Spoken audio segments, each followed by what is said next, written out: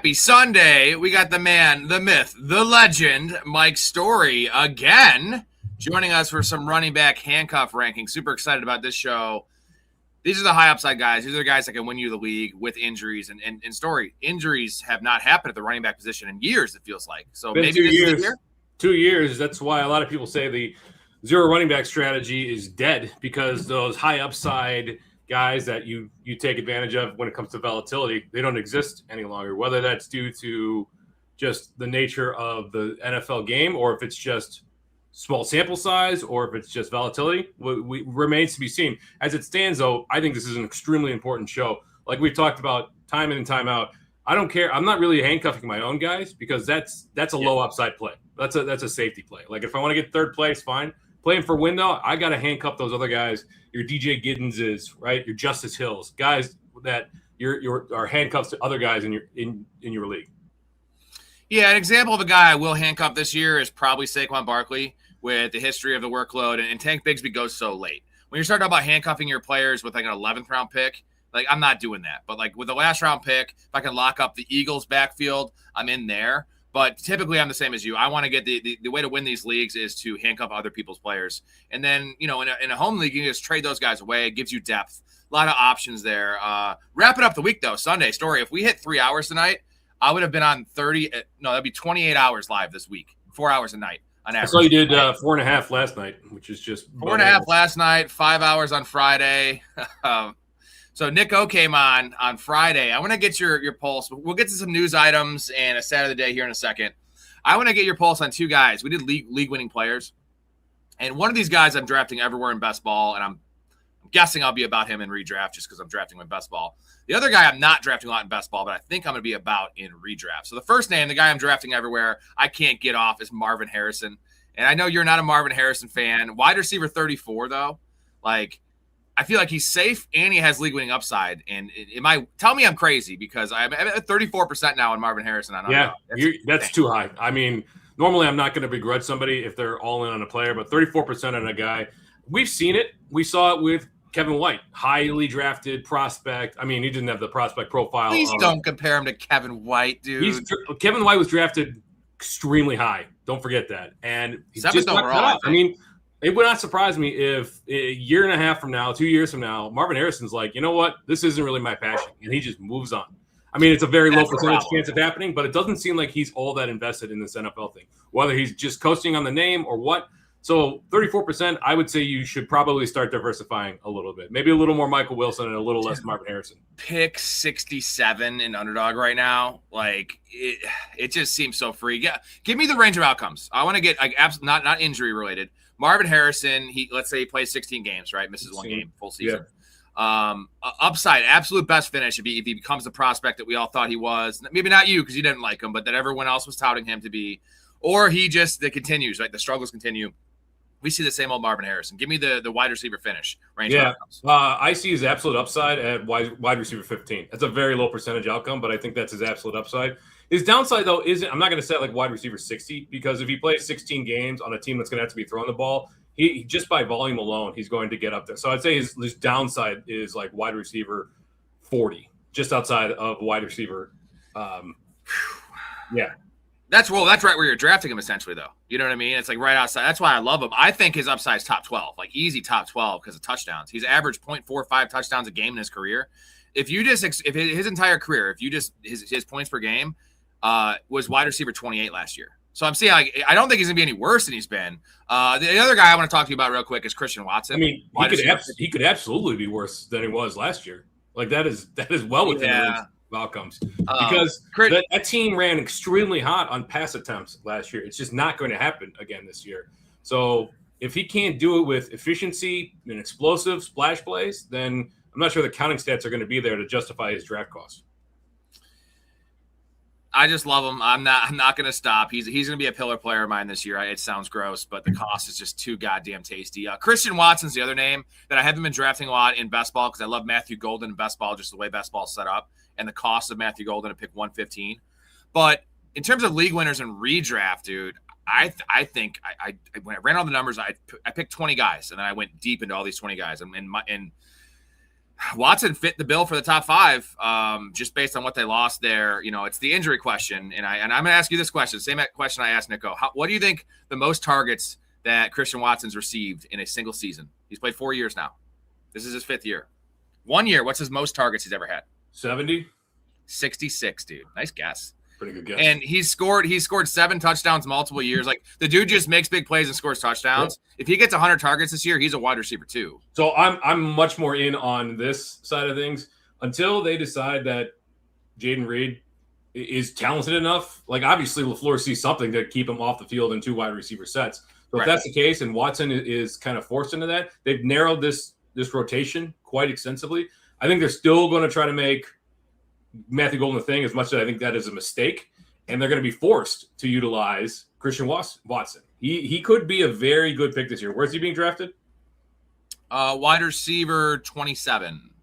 Little pricier than I would have liked, but in terms of if I got to take a stab at one guy on that Green Bay passing room, it's probably Tucker Kraft. Then it's Christian Watson. Fair. Max says, let's be real, top 5, Corum, Algier, Marks, Pacheco, Dowdle. See, for this exercise, we're starting off at running back 42 because I don't consider Corum a handcuff. I don't consider Dowdle a handcuff. Those guys are both like 1Bs, especially Dowdle. Dowdle's probably the starter. We're starting at running back 42. We want to get to the deep guys here, the actual handcuffs. But yeah, that's probably the list. Algier goes pretty late, but he is definitely a great handcuff. And Algier, Marks, Pacheco, those guys are on the list. So we'll get to that here in a little bit. Kenneth says, what's up, fellas? Any Disney World trips planned? Got anything planned, Storey? When's the next time you're going to Disney? We haven't talked about it. I would speculate that wife and I are probably going to go sometime in September.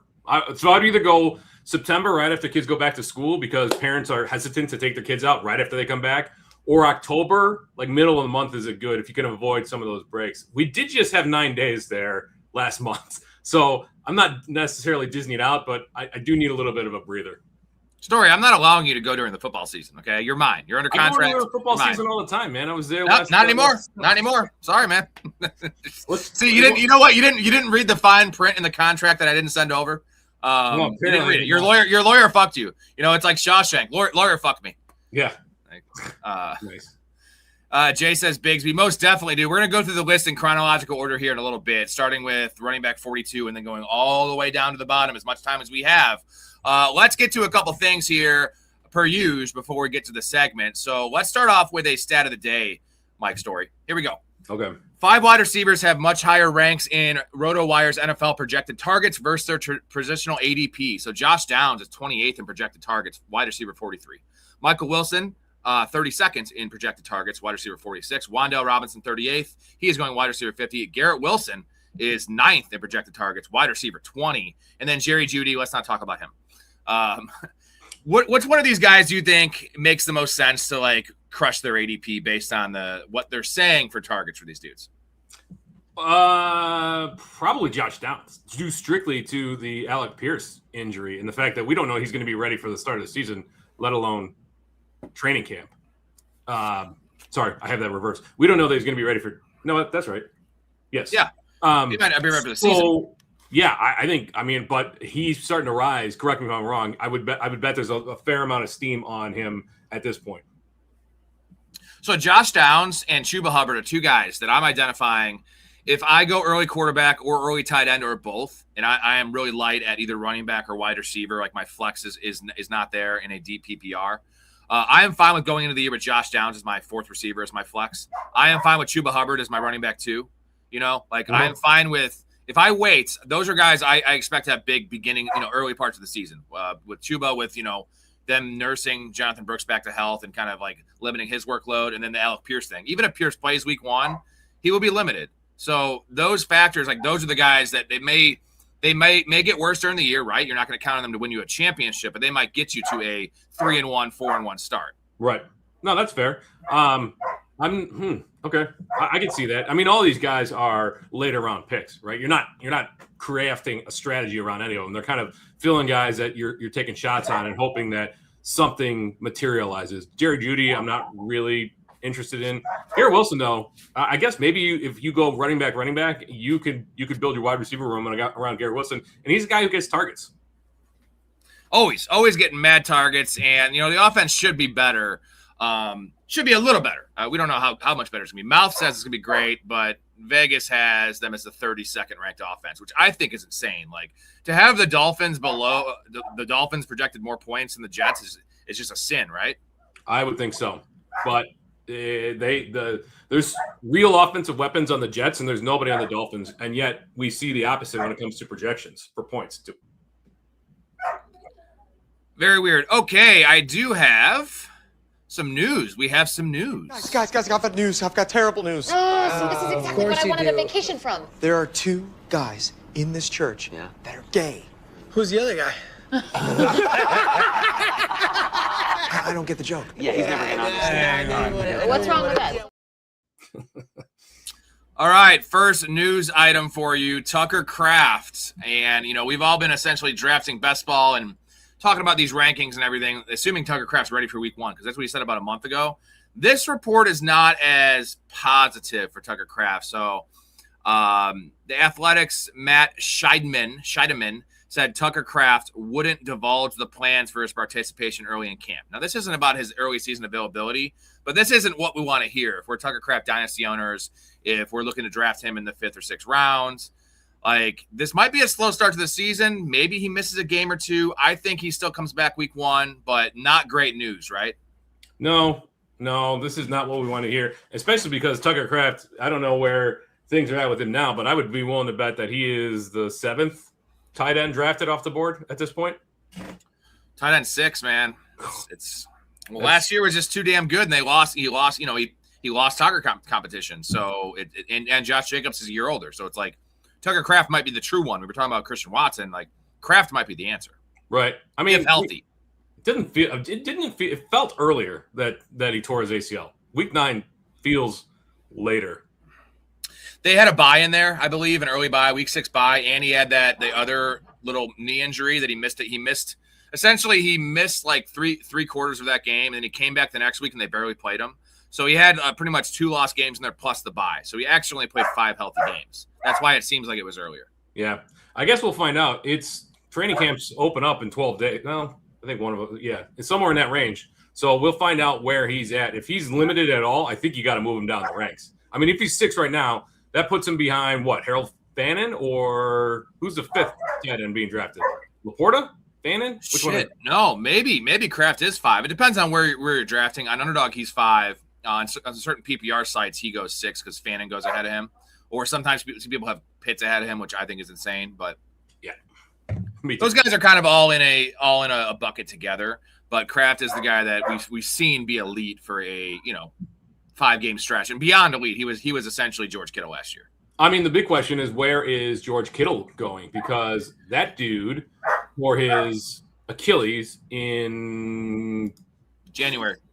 Yeah, I can't remember which game it was. It was in the playoffs, though. It was January 17th, dude. Okay. That's so pretty fucking late. A week before Zach Charbonnet tore his ACL. I know they're different injuries, but Zach Charbonnet is not expected back until late October, early November. I know. And George Kittle's talking about being ready for the start of the season. And Malik Neighbors, I know Malik Neighbors had a setback. He's not going to be ready until like week 5. And that was a week 5 injury. Just the timelines are all out of whack, dude. Yeah, all out of whack. It's such a weird thing. I mean, an Achilles basically ended Arian Foster's career, and now here we are talking about a 31-year-old tight end coming back 9 months after he tore his Achilles. And again, I know it was like the good kind of Achilles tear, if that's such a thing, where it's higher up, they didn't have to drill in the bone, et cetera, et cetera, et cetera. But still, I mean, an Achilles. A good Hodgkins, man. A good Hodgkins, even though the guy died. But I guess the good thing is if Kittle opens up training camp on the PUP list, he doesn't have to miss any designated time. If it's in training camp, he can come back at any time. Also, at least you'll have some information. His ADP should plummet, and then if you're willing to take him later, you can just slot in Jake Dunges, who's been very productive in the games that George Kittle has met. He's been very dependable as a fantasy asset when George Kittle's not on the field. What we don't want for fantasy is him coming back and being limited for 4 games, and now you're not getting any of that value. We want him to be full go, be patient with him. I think Nico said he expects him to miss week 1, which makes a lot of sense because it's overseas, and it's a long week after that. You have a 10-day break, and then come back week 2, right? Make sure he's 100% healthy. Don't take that flight over there with the team. And then George Kittle's essentially full health, as close as you can be at that age, at that position with that injury week 2. Next news item here. This is a guy I've been fading. I think we've both been fading, Makai Lemon. These rookies, we already didn't like the situation. We love the player. We don't love the situation there in Philly. And he has not done a lot because of hamstring injury since the draft. And I don't like this for rookies. I like them to get their feet wet, get acclimated, build a rapport with the quarterback, with Jalen Hurts. That has not been happening. And he said he'll be 100% ready to go for the starting training camp. But, the fact we're talking about this is not a good sign. And if he is not ready to go, I'm going to fade Lemon even more than I already am. When's that report from? Because I read that he said he's back at full strength ahead of training camp, that he's already there. This is from today. Well, he's got a very clear path to being the number 2 behind Devonta Smith in an Eagles offense that will be more productive, that will have more timing throws. They've already talked about more under center from Jalen Hurts. They got a new coordinator in Sean Mannion there. 20th overall pick, right? First round. Yep, 20th overall. But he's dealt with this hamstring off and on throughout the entirety of the offseason. It's a speculative play, but his wide receiver 40 price tag seems a little pricey for what the circumstances surrounding him right now. Do you know where the Eagles ranked on offense last year in points per game? I'd guess 18th. 22nd. Wow. So bad, dude. And it's even worse because they started off the year pretty well. They were actually a top 10 offense the first 5 weeks. So if you just, take the last 12 weeks of the season, they were a bottom 7 offense, which is bottom 6 offense. That is insane when you have Jalen Hurts, Saquon Barkley, A.J. Brown. Everyone stayed healthy last year too, right? There was no injuries. Dallas Goedert missed a couple games, but that's just – I think we've been talking about this with A.J. Brown departing. It's addition by subtraction in my mind. And it's the coaching change. Pachulo's gone, run the ball. But if they were 22nd last year with that talent, I think what do you think the upside of the Eagles offense is? Top 12? Absolute ceiling? Yeah, I think that's pretty fair in terms of just we know what they want to do on off. Now, again, Sean Mannion is a new addition to that offensive room, and we have some expectation of what he's going to bring.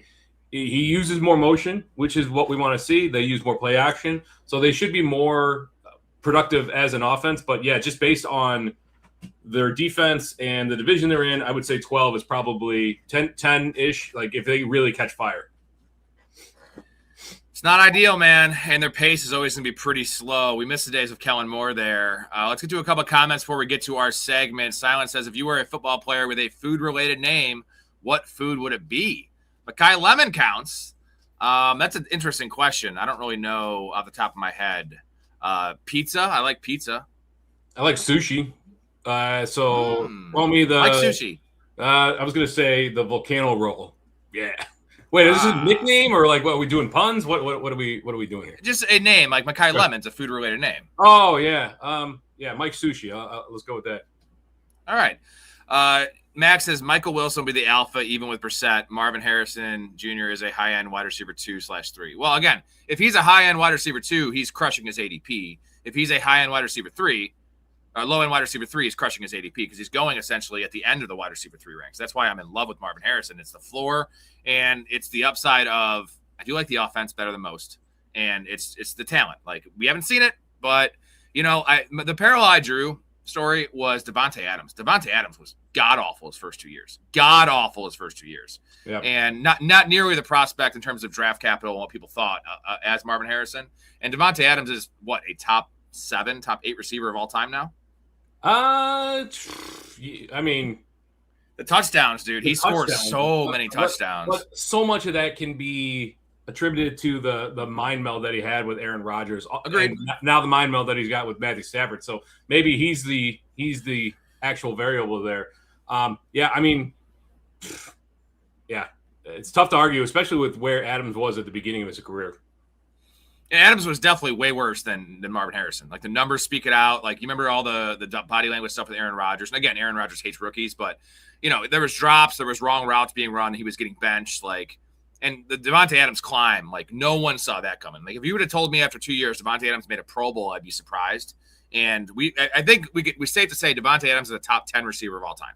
I don't think anyone could debate that because he has he averages 10 touchdowns a year, and it's been consistent. I know the Aaron Rodgers thing, but he was still playing okay with the Jets, and that was Aaron Rodgers again. But the Raiders, he had a couple of decent years, a year and a half that was decent. Yeah.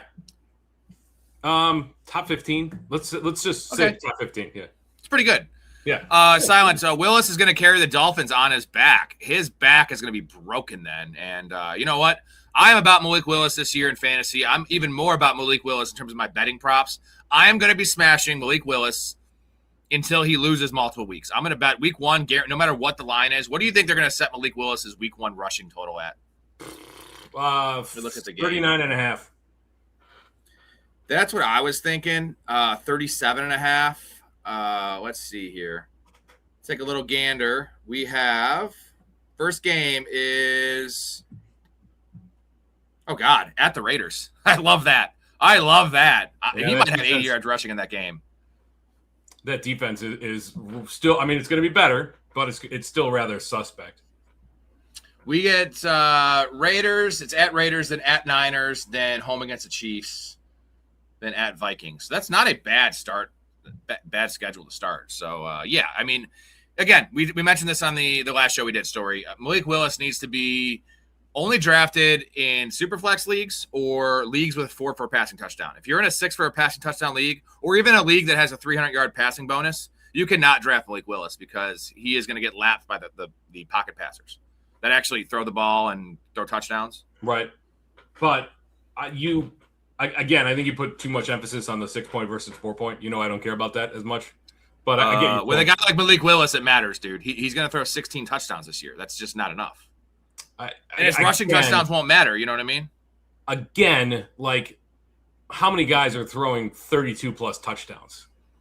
All the pocket passers that go after the top 12 in quarterbacks. I mean, Yeah, Matt Stafford, Jared Goff, Dak Prescott. Okay, so Gotcha. Got him. So that's an extra, 3 points a game? It's a lot. It's a lot. It's not. When you're talking about scores in the 120s, it's just not that much. I don't want him in a 6 or passing touchdown league. All he does is rush touchdowns, and that you get no value from that. No value. You lose out on a fuckload of points, and the volume passers are the one that are accumulating all of these points. 3 touchdown games, dude. Shoot, that's 18 points. Let's move on though to a question for you from Blake. What up, Blake? Shout out to Blake, media manager of the channel. We love you, buddy. I know he's sad today because the World Cup ended, but it was a great run. Who are Storey's preseason Heisman candidates? 2 to 3 names. You got a couple names to throw out there? Well, so last I looked, it was Arch Manning was at the top of the odds, and CJ Carr was right there with him, a little behind him. I think they were like 800, 900, something like that. And I'm not a huge fan of either one of those guys. I will say this, Blake, it is way too early to look at this stuff. Like, it's too early to look at it week 3. You need at least until week 4 to see how these teams shape up. You don't even know what your roster is going to look like until after week 4. But with that being said, I like Trinidad Chambliss this year. He's probably 5th or 6th in the preseason odds, but Ole Miss quarterback, he's going to return most of the weapons except for DeJon Stribling and Daquan Wright. And he's a dynamic dual threat quarterback with the ability to put up gaudy numbers in an SEC offense that really leans into it. They did lose their head coach. I don't really care about Lane Kiffin all that much, but for him, he's got a little bit of a chip on his shoulder. He won an injunction against the NCAA to play another season. So, and they came short in the championship run this past year. So for him, I think there's good odds. And then if you're going to take a non-QB, I mean, this is a QB award for the most part. If you're going to take a non-QB, normally you're going to go with a guy like a Jeremiah Love or an Ashton Jetty that's just going to get 25 touchdowns. But I think Jeremiah Smith has a legitimate shot at, and I think his odds in the plus 1,600 range, I think it's worth taking a stab on a guy like that since we haven't seen a wide receiver win the Heisman in a long, long time. Other than that, Dante Moore is probably still up there, and he kind of was a little hot and cold last year, but he came back to Oregon for a reason. They're going to make a run again this year. So I don't think the value is with the top 2 or 3 guys, but there's some options there that you can find some good numbers on. All right, what's up, Hetzer? We got Jay in the chat. What's going on? Jay says Sayan not listed. Julian Sayin is probably, I would guess, 4th at plus 1,200, 1,300, something like that. And Yeah, I mean, it's tough to make an argument that Jeremiah Smith is going to win the Heisman because if his production's coming, it's coming on the back of Julian Saint. Right. At the same time, I would just wonder if we're going to see just such gaudy numbers with. I mean, they got a freshman coming in this year that is a 5-star prospect on the wide receiver front, but it's probably smarter to take the quarterback. But give me a little better odds on Jeremiah Smith. All right, let's get into the running back handcuff rank story. We are going to start at running back 42. So I'm going to pull up a little chart here. This is Fantasy Pros ECR. Jonathan Brooks, I'm not listing him. JCM, not listing him. Jordan Mason's probably the starter in his own backfield, not listing him. Obviously, Blake Corum and some of those other guys. So we're going to start with running back 42, Tyrone Tracy, who is the backup.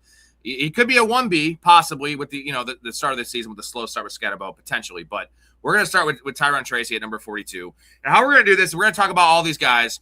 I had Storey make up a list of his top 10. I have a list of my top 10. We don't know each other's lists. So we're going to just go through names here and see where we rank these guys. And we're ranking these guys for our top 10, not for like individual production when the starter's healthy. This is under the assumption that the starter, we're going Tracy Jr., that Scatterbo gets hurt week 4 and he's out for the year.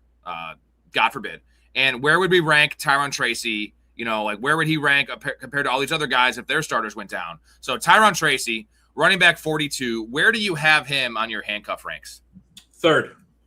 He did average 18.1 opportunities per game following Cam Scatterbo's season-ending injury last year. And Scatterbo gave us a little bit of a scare at Fanatics Fest this past weekend. Did you see what happened? I did. Someone sent it to the Discord, and he did a backflip and almost fell, and he landed awkwardly. Says he's fine. He came out, but his devil may care attitude might work. I think he's kind of leaned into this I'm insane persona a little bit. He wasn't like this at Arizona State. He was not this media type guy. So he's kind of leaned into it a little bit, which makes me a little nervous. That being said, he's got as good of a chance to get a concussion as basically any running back on the field. So if he misses a few games, Tyrone Tracy slots in right there. So I'm weighing the chance that he does get injured with the opportunities that we should see from Tyrone Tracy, who's a converted wide receiver, and he was very efficient. He's also got, he's not the biggest back in the world, but he does have a fairly decent nose for the end zone. Cam Scatterbo is essentially a member of the Jackass crew from the late 90s. That's what he's turning into, Bam Margera. And he also looks like Bam Margera, but he is losing his fucking mind, whatever mind he has. What is happening here? I haven't any idea, honestly. I'm giving Frank a handy under the table. That is true. Look, Snail, back off, because you're just mashing it now. It's not... For God's sakes, Gail. Mom, I'm sexually active now. Get over it. You're 33 years old. You're supposed to be sexually active. You're not supposed to be fondling your uncle under a table. Whoa, we're not blood related. Silent wants to talk about Jonathan Brooks. We will in a second. We did a lot on Jonathan Brooks in the previous show, last week. So we'll kind of glaze over that one. But Tyrone Tracy for me is number 8. And I like Tyrone Tracy as more of a usable asset than some of these other guys. And I love Tyrone Tracy. My problem is John Harbaugh. And is he ever going to he didn't give Derrick Henry the workload. He kept him off the field for fucking bums. And it's Devin Singletary. I call him Singletary. And he was mixing in a lot when Scatterbo went down and getting goal line work, which is a concern. Also, the Giants offense, Neighbors not being there potentially all year or whatever that's gonna play out. I like Tracy Jr. He's not a league winner for me. And when I'm going for a handcuff running back, now the nice thing about Tracy, like you mentioned, Scatterbo is more likely to get hurt than most of these other guys, right? And you might get 2 or 3 games just in general every year because of the concussion thing, which these other guys don't really have that risk that he has. Right. But if he's a starter all year, I know they like him there. I don't think they're going to give him a giant workload. I think they bring somebody else in compared to some of these other guys like Tyler Algier, and we're going to get to the rest of the names. Singletary is better than the third stringer on a lot of these other teams. So I think Singletary gets 30 or 40% of the work, which is still fine getting 60% for Tracy. 8's fine. He's definitely draftable. The problem is he's going higher than all these other guys I like more. So I probably won't have a lot of Tyrone Tracy. I do like taking him in best ball because I think he has a nicer weekly floor than most of these other players, than Tyler Algier or not Chris Rodriguez, but Mike Washington Jr., Braylon Allen, guys like that. But I just don't see the upside of a league winner. Where do you think Tyrone Tracy would rank weekly if Scatabo was out? Let's say there was no Scatabo. They're going into the year with Tyrone Tracy as a starter with Singletary, and they bring in some like total bum as a third stringer. Where he'd be like a running back 15? Yeah, I was going to say 18 probably. I mean, you still have to take in consideration the offense, right? Yeah, that's why I'm not going to rank. But 8's still pretty fair, but it's not fair compared to where he's being drafted. Let's talk about Jonathan Brooks just real quick. He would probably be one of the tops on this list, but it's also with a caveat and like an asterisk of like, dude, we don't know what he is. We don't know what kind of workload he can handle. It's a tricky one, and he's getting drafted way too high to be considered a handcuff for me because it's in like the 9th round. Like that's just way too high for a handcuff. Blake Corum only goes like a round ahead of Jonathan Brooks, and like I think that Blake Corum is going to outproduce Jonathan Brooks this year in general, even without injury. But we do know if Blake Corum is a starter, he's a top 5 running back. Because Sean McVay would just run him into the ground. Yeah, I mean, definitely. I don't think McVay likes Corum as much as people want McVay to like Corum. But you're absolutely right. If Kyron Williams goes down, which doesn't seem likely, but if he does go down, it is all wheels up for Blake Corum. At the same time, this situation with Chuba Hubbard and Jonathan Brooks is very concerning. The fact that their ADPs are converging rather quickly, and you brought it up today. I don't necessarily trust Fantrax as much as some other sites, but the fact that they're within a few picks of each other now is a little concerning. He's not in handcuff territory anymore. He's being drafted too highly to be considered a handcuff. So you're drafting a guy. You're gonna have to use, not a premium pick, but a fairly valuable pick in order to get Jonathan Brooks on your roster. With the hopes that the team is okay moving on from Chuba Hubbard, even though he's under contract for the next 2 years. The only way I'm taking Jonathan Brooks, if I play like a 10-team league, it has no flex and it's really shallow. At that point, I want him on my bench because he is a guy that could be an RB1. Like not only on his team, but an actual with the talent we know he had coming out of Texas, like all those things aligning to an RB1. But in a deep league, he might just be a nothing burger. He might never get a full workload because they're going to wait till at least the end of the year to give him that. And Chuba Hubbard will always factor in if he stays healthy. Let's move on to Woody Marks, number 43. This is Fantasy Pros ECR. Woody Marks. David Montgomery's there now. Woody Marks got a lot of work last year. Also was in the blue tent a hell of a lot and was very inefficient. Didn't really have great film. I went back and watched all Woody Marks touches last year. He is the definition of just a guy. And, he was touted coming out of college as a pass catcher. I did not see and they didn't throw him the ball a lot either, but I didn't see really good pass catching chops. So where do you have Woody Marks ranked in your handcuff rankings? 2, actually. Whoa! Okay. Yeah. I have him at 7. So it's based in large part because they trusted him to carry the load when it was just him in the backfield. 15 touches per game in all but the last 2 games of the season in his final 10. If David Montgomery ends up going down, they revert back to what we saw last year. And we're also going to have an improved offensive line. So his yards before contact were bottom 3rd last year in qualifying running backs. So that should improve right off the bat. You did mention he was inefficient. Hopefully they lean on him a bit more in passing game. I'd love to see more. I mean, he was a huge pass catcher coming out of the Pac-12, which is, passing all day long. So, yeah, I think a lot of this is we're projecting a role on these guys that we haven't seen before. Like we're projecting a role on your Tank Bigsby's, on your Mike Washington's, your Chris Brooks's, et cetera. This guy we know has had the role. And even though he wasn't efficient with it, we know he's going to get the volume. And volume is everything when it comes to running backs. You're right. I mean, and I have it number 7. I don't hate him. I think he's another one of these guys that's probably more usable week to week than some of the other guys below him that I have ranked higher. But this is for the ultimate outcome if they are the starter who has a chance to explode. It's not Woody Marks. He might have a chance to have his body explode because of the blue 10 situation. But Jawar Jordan looked really good last year, Storey. Really good. And Jawar Jordan's a better early down back. Not a big guy himself, but a better early down back. And they gave him 1 week. They gave him a giant workload. Remember that? Like 23 touches. Yeah. So I think Jawar Jordan factors in. What I'm looking for my top end guys are guys I know. The 3rd string running back there is trash and like really like an undrafted guy that's like 26 years old. I know they're going to get all the work. I think Woody Marks would have probably a similar workload to last year. And the problem is, yes, this team might be better. It will be better on the ground than last year based on the offensive line changes. But what was Woody Marks last year? Like a back-end RB2? That was when he was the starter. So, like, what would change? Nothing would change. He'd be a back-end RB2. That's not worth a bench spot for me because I can find that. You know what I mean? I'm looking for guys that can explode and be an RB1. The Alexander Madison effect, remember that? When he was a top 5 running back when he was starting? Those kind of guys. That's how I'm ranking this. I understand Tracy and Marks are safer because we do know they are the guy. We identify that they would probably be the guy, or at least the 1A in a backfield.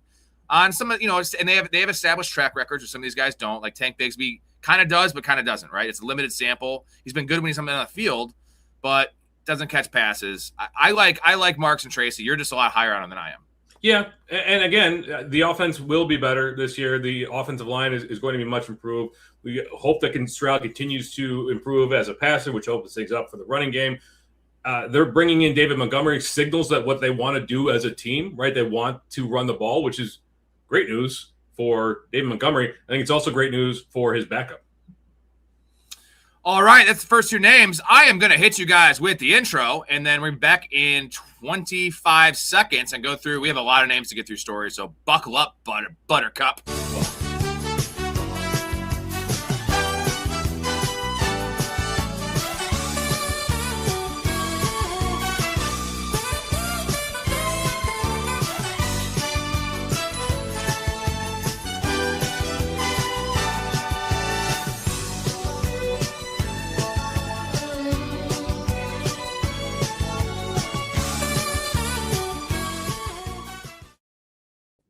Do you think if Roma Dunze went full Lenny Kravitz, Caleb likes to paint his nails and all that kind of Gen Z stuff, you think he'd get more targets if he was out there with chains and piercings and fur coats?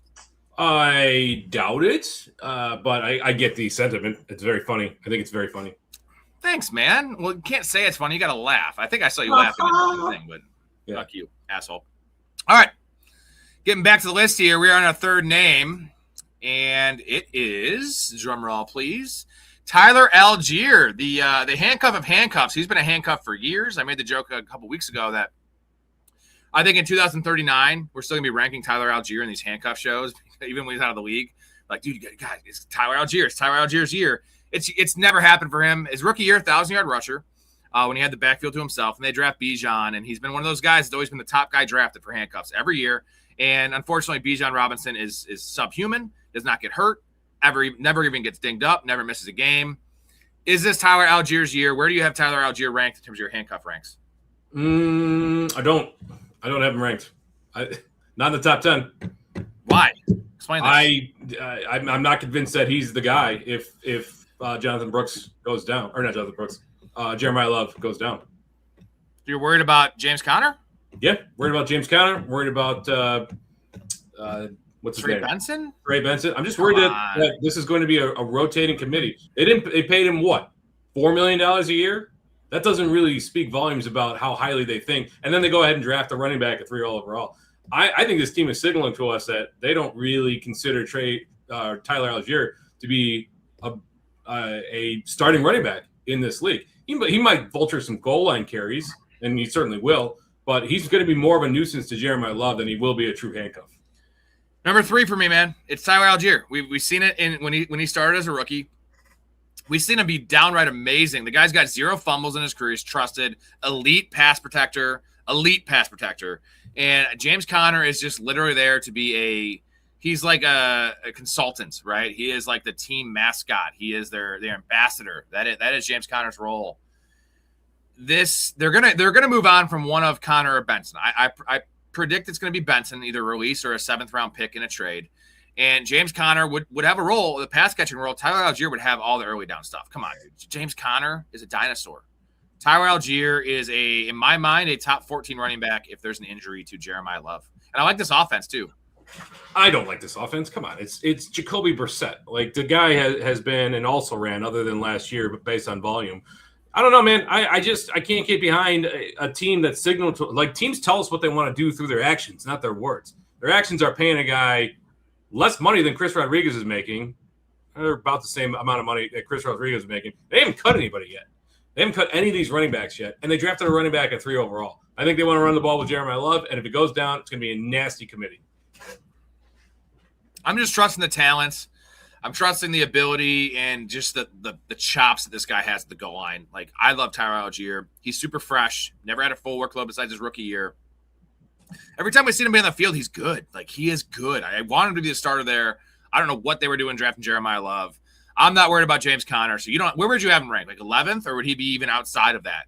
Your top 10. I know you probably didn't think that far. I didn't think that highly. He's in the honorable mentions section, or like other good options, along with like DJ Giddens and Justice Hill, guys that are not priority for me. I mean, if the guy with the 101 in a dynasty league wants a handcuff, then yeah, I could see selling Algier to him. But realistically, I don't know. If you can get a 27-second for him, I think that's good. That's good value. Like I would get out from underneath him very quickly in dynasty. We have not agreed at all on these guys, which I'm actually digging because you're getting two perspectives on all these players. Let's move on to Chris Rodriguez Jr., running back 45 on Fantasy Pros ECR. Where do you have him ranked? So I think we all agree that Chris Rodriguez is probably the most usable of all these handcuffs because he's going to probably have the goal line role and have a decent workload there alongside Bashal Tutin. Where do you have him ranked? Yeah, he's number 1 for me. And whoa! A lot of it has to do with, I'm not even sure, like, I guess technically he is a handcuff per the requirements we set out, but I'm not sure that you can consider him a handcuff because he will have standalone value in that offense. Mm-hmm. I want pieces of this Jaguars offense. I think Liam Cohen has done a good job revamping things there. The running back role is very valuable. Now, he's not a pass catcher, so his upside is not the highest. But in terms of, like, volume, I think Chris Rodriguez would easily get 18 opportunities a game if Bashal Tutin were to go down. I have him as number 5, so I thought that was pretty high, and I agree. I think he shouldn't be in the handcuff ranks because of like his the way they're going to use him as a 1B essentially. But the rankings are right here, and that's why Blake Corum isn't, because he's getting drafted way higher. Like running back 45, he's in the handcuff range, so we're going to list him here. I like him as a usable asset week to week. I do like him if something happens to Bashal Tutin. I have him at number 5 because LaQuinn Allen would get the passing downs, and I think this would be a two-way committee. It's almost like a 60-40. And then Rodriguez would get all the early down stuff, all the goal line stuff, which is good in a pretty good offense, like possibly a great offense. I just don't see any pass-catching chops. And the guys I have ahead of him, maybe I should swap Rodriguez and Tyler Algier, thinking about it. But I think Tyler Algier is a better player than Chris Rodriguez. And I'm going to trust the talent of Tyler Algier over – I think Rodriguez is underrated as a player for sure, but Tyler Algier is a starting running back in the NFL. He deserves to be. You have to consider the disparity between – I get it. Tyler Algier is a better running back. No question about it. But the disparity in offense – they're talking about one of the worst offenses in the league with the Cardinals down here versus one of the best offenses in the league. Dude, they're not one of the worst offenses in the league, man. They have so many weapons. Brissett's fine. Fine doesn't where do you okay, I know we think the Jags are a top 10 offense. I agree with you there. You're saying the Cardinals are like the 28th best offense in the league? Yeah, probably. I mean, I don't know what Vegas has them at, but it would not surprise me. What has changed? Their offensive line got worse on the offseason. Yeah, it's not a good real-life NFL offense because they make mistakes and they throw the ball a bunch and et cetera. But this team's going to put up points, dude. I think they're a top 20 offense. The Cardinals have – in terms of talent, like where would you rank the Cardinals offense with Trey McBride, Marvin Harrison, Michael Wilson, Jeremiah Love? Like, I mean, if you take the Brissett out of it. Okay. The offensive line's questionable. You're going to take the most important position. No, I'm saying take the skill players, tight ends, running backs, wide receivers on the Cardinals. They're like a top 10 offense. If you just look at the players, right? And you take away the offensive line and quarterback. Dude, you are you are clouded by Marvin Harrison Jr. Like that, and also Michael Wilson. Like, come on, Michael Wilson had three amazing games last year where he turned into Jerry Rice. Otherwise, like he is a non-factor when Marvin Harrison and Trey McBride are both on the field. I'll give you Trey McBride and I'll give you Jeremiah Love, but the pass catching room leaves a lot to be desired. Oh, that would be awesome. Thank you. So because, good. We're worried about that. That would be great. Plus, you scratch our backs, we'll scratch yours. Well, Jules, the funny thing about my back is that it's located on my cock.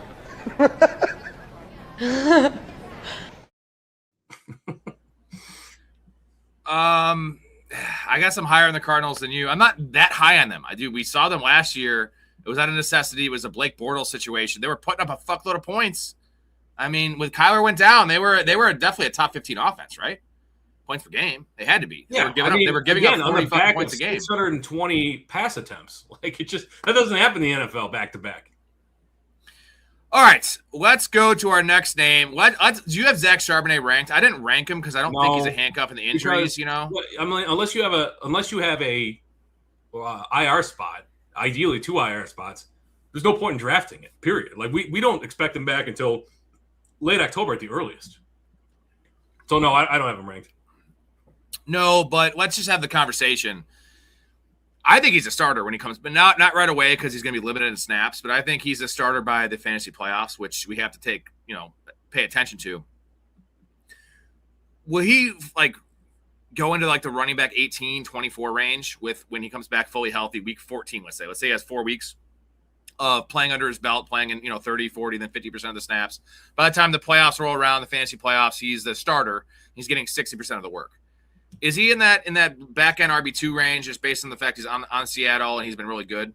No, I don't think so. It's going to be a ramp up period for him. It's still an ACL tear, and he's going to have to fend off 2 guys potentially. I'm not a huge fan of George Holani, but potential. We'll see if Emmanuel Wilson shares early down work, but I think Price could take a big role right off the bat.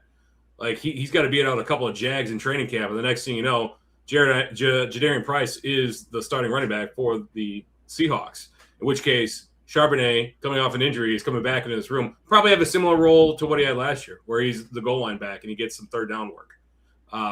He had a 50% snap share last year with Kenneth Walker on the team. But he won't have a 50% snap share week 1. Mark my words. When week 1 when he comes back, I'm talking about, let's say he comes back week 10, fantasy playoffs are week 15.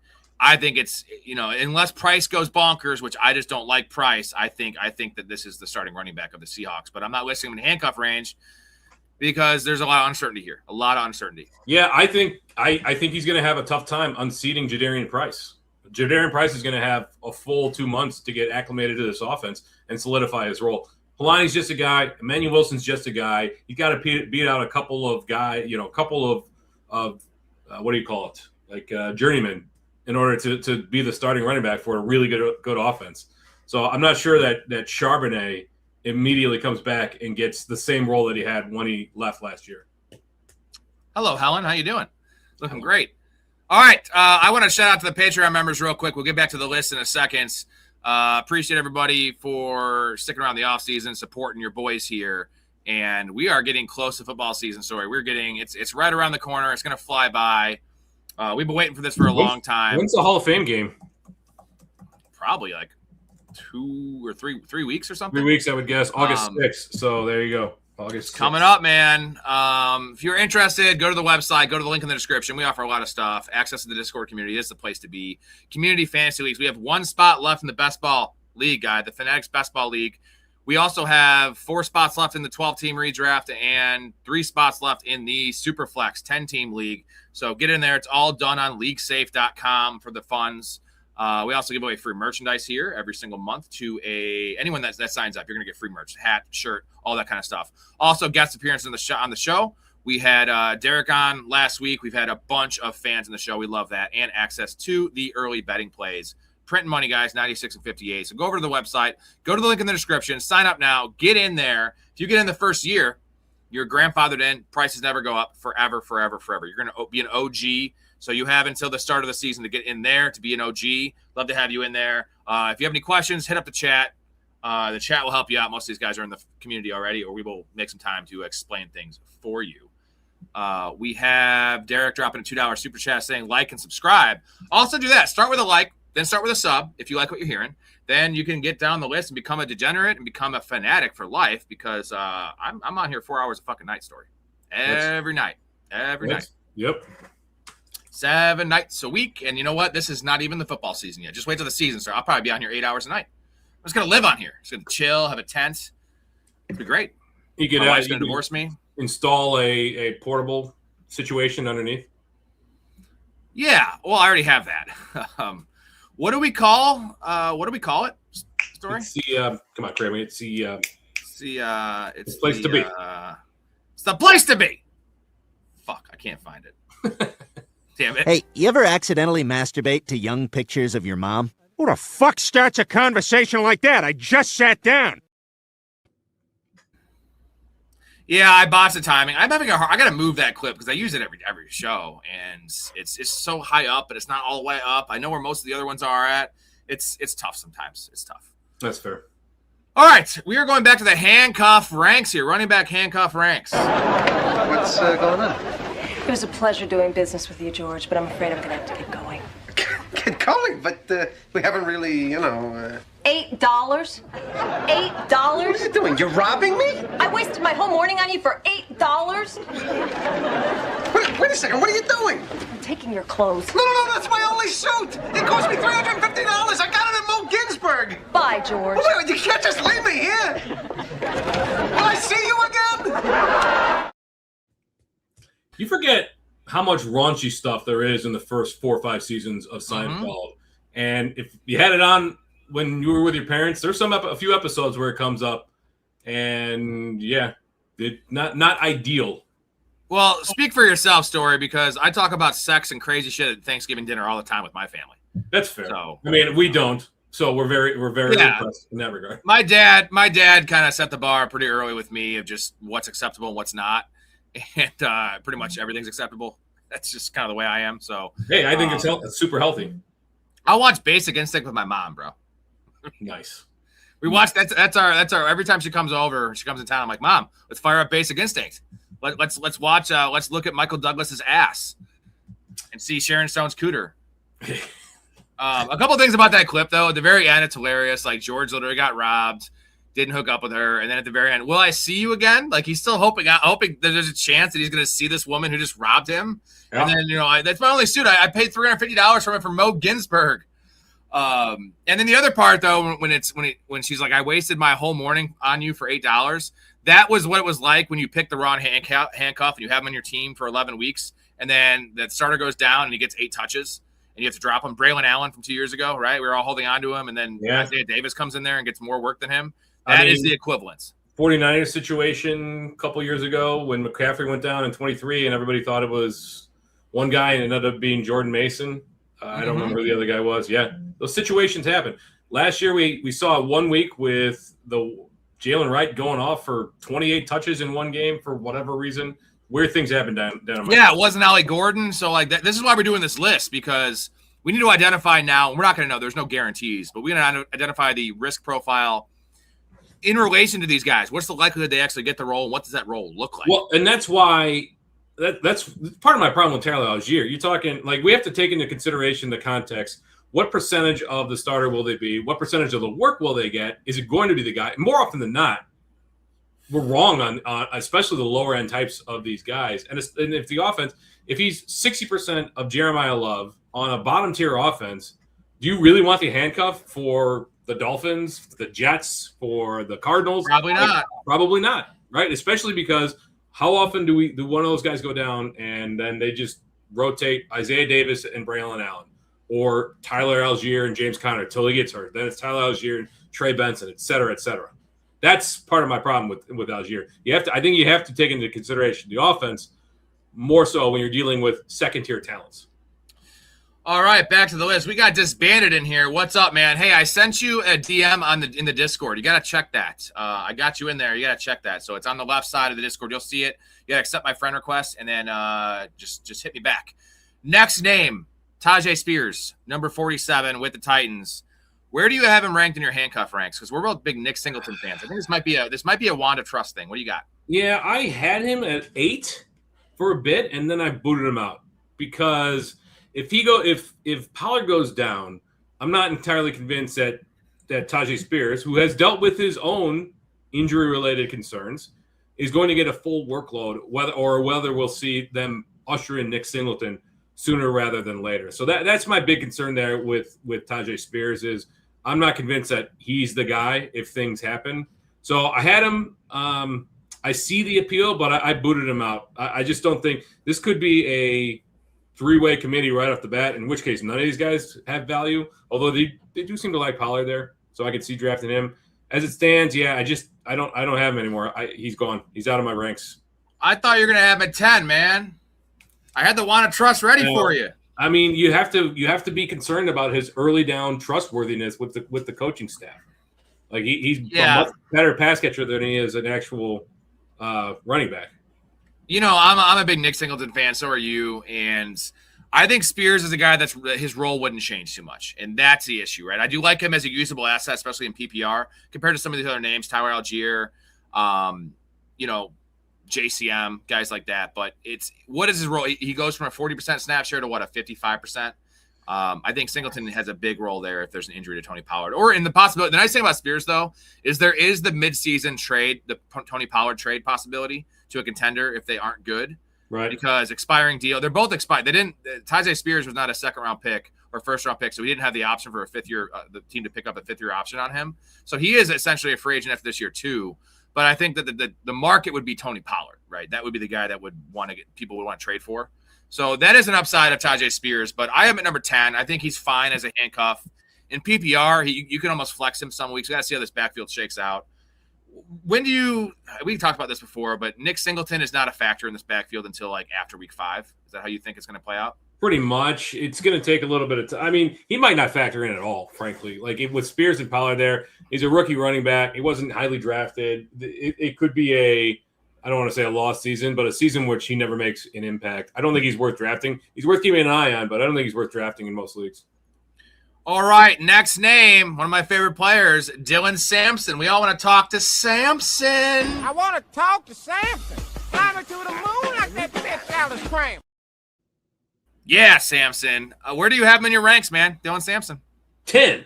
He's 10. We just are not agreeing on anything here. Number 4 for me, dude. Dylan Sampson. Well, I mean, do you know who the third running back is there? Do you know who the third running back there is in Cleveland? No. Off the top of my head, I do not. Raheem Sanders. Oh, well, okay. Fine. Yeah, I mean. No, it's not fine. He's terrible.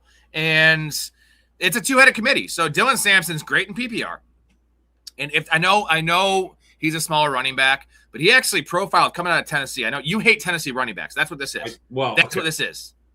Admit it. Tell the people. I do hate most Tennessee players that make the transition to the NFL because they play in a Mickey Mouse offense and they get a ton of counting stats and it rarely ever translates to the NFL. Give me who's the last guy that Juwan Jennings, I guess. Like name me another relevant Tennessee player in the NFL today. I'm not a college guy, so you're setting me up for failure here. Bottom line is he was a workhorse in college. I know a lot of guys are workhorses in college, but Tennessee is not like Tulane, okay? So he has the chops there.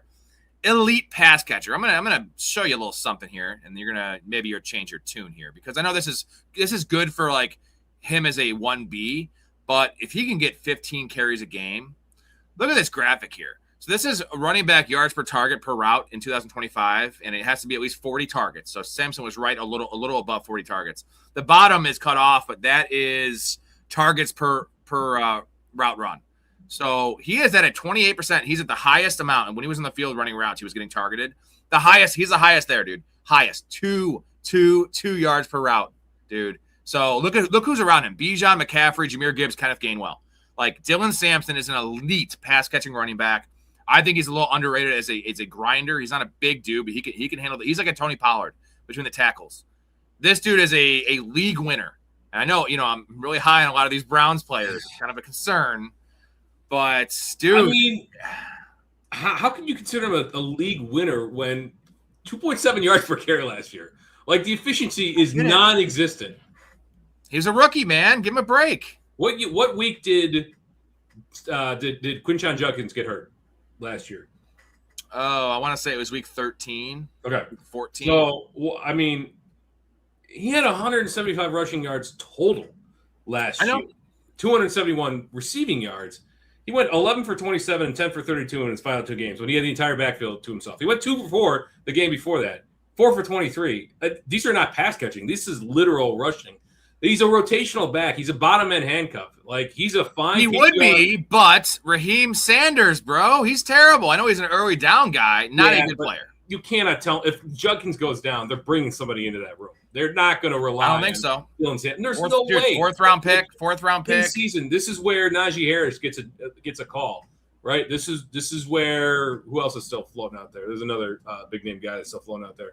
This is not a situation that I want to invest in. A bottom tier offense with a CFL level quarterback. I don't care which one. Pick one of them. I don't pick one of the 3 or 4 or 5. Doesn't matter. He might Can I have preface some PPR value, maybe. It's PPR. In Like, PPR, never if gonna be he's able a to predict starter, it. he's a top 14 running back, dude, in PPR. Come on. He had George three Sanders is a check targets down his merchant. last 2 games when he had the entire backfield to himself. I know, and I will say this. This graphic is a little skewed because remember the 70-yard touchdown he took, the little screen pass? Like, a lot of that production we're talking about was on that one catch. I love the film coming out with Sampson. I liked his film last year, again, particularly as a pass catcher. But it's a combination of Judkins coming off major injury. I think there's a better chance that Judkins gets hurt than most other guys, even though he's not an injury-prone player. But, a shin injury is rough. And it is no one behind him. He wouldn't get an 80% share of the backfield. I think he gets a 70% share, like more than Tyron Tracy would get. That is my thing. And I don't know how much better the Giants offense is than the Browns, honestly. We don't know these things. I know the Browns historically suck. We don't know these things. Also, Alvin Kamara, Tennessee. Thank you, Sean. That's okay. Fine. I'll give you Alvin Kamara. The athleticism is not in doubt. So Dylan Sampson is Alvin Kamara. Okay. I disagree wholeheartedly. I have again. He's a back end handcuff, and I'll take him. But he's not a guy that I'm investing in by any stretch. I want him over Woody Marks as a handcuff for sure. You get points per tent visit in your league or something? Because that's the only way Woody Marks is fucking relevant. I mean, Woody Marks was relevant in last year when he was the guy. So we're talking from a handcuff value. Woody Marks has already shown it. Yeah, have fun with that running back 21 weekly. Terrible. This projection about Sampson to be the guy when he very clearly wasn't the guy last year. What makes you think that things are going to change now just because they have a new coaching staff? New coaching staff and second-year player. Rookie. He was a rookie, man. He was a rookie last year. I'm fine. Not a rookie anymore. I'm fine investing in Judkins. I think he's got the talent and the role. But a tiny dude out of Tennessee, he's a fine Not that tiny. 205 pounds. Not that tiny. He's tiny. Woody Marks is a tiny dude. Yeah, on a better offense. Okay. All right. We got to move on. We can talk about this all day. 33 receptions does not a fantasy Can we get the wand of trust up here? Isaiah Pacheco, where do you have him? Where do you have Pacheco? Come on, man. Meet me in the middle here. Give me something. Four. Number 1, bro. Okay. I mean, we're in the ballpark. It's a semi wand of trust. Number 1. Do you know who's behind Isaiah Pacheco right now? Because it is a rough list. I heard it. I've heard it like 3 or 4 times over the last week, and I still can't remember the names of the 2 guys behind them. Okay, so I had to write it down. Same here. So Craig Reynolds is gone. If Craig Reynolds was there, I'd be more concerned. It is Jacob Sayers. He's an undrafted free agent from East Tennessee State. He's 26 years old. He has 2 career carries. Okay, special teamer. And then Sion Vaki. Dude, these are like made-up names in Madden. 4th rounder out of Utah in 2024. So he has some draft capital, but don't know anything about this kid. Do you know who that is? Sion Vaki? I know who Sion Vaki is. I don't know who Sailors is. I've never heard that name before in my life. So I can't believe they haven't brought in Najee Harris. We were saying this is a great spot. They're paying Pacheco nothing because he's still getting paid from the Chiefs, right? A little bit of money. So it's a Kyler Murray situation. They're paying him the bet minimum. And I know Pacheco's been downright awful since that injury. But we've talked about it before. He came back too early that year in the Super Bowl push. He's never been the same. This is a Javonte Williams situation where it took him 2 full years to recover. I'm not saying Pacheco's a great running back, but he's better than most of the guys we talk about ahead of him. Better than Tyron Tracy, better than Woody Marks, right? Like Pacheco was really good coming out. I know he's a 7th round pick out of Rutgers, but that was weird. He's fast. He can catch some passes. This is just a tied to the Lions, man. And Dan Campbell's going to trust his guys. If he's trusting Isaiah Pacheco, number 1, he's a top 8 running back, top 7 running back. If there's an injury, no, absolutely not. No way he's a top. Not with the injury has completely sapped his speed and explosiveness. No, dude, 100%. Javonte Williams came back last year and looked pretty decent. There's a big difference between decent and looking good, and you need to be looking really good to be a top 8 running back in this league in a week basis. Not on the Lions. On the Lions. They're going to throw more. That's the bottom line.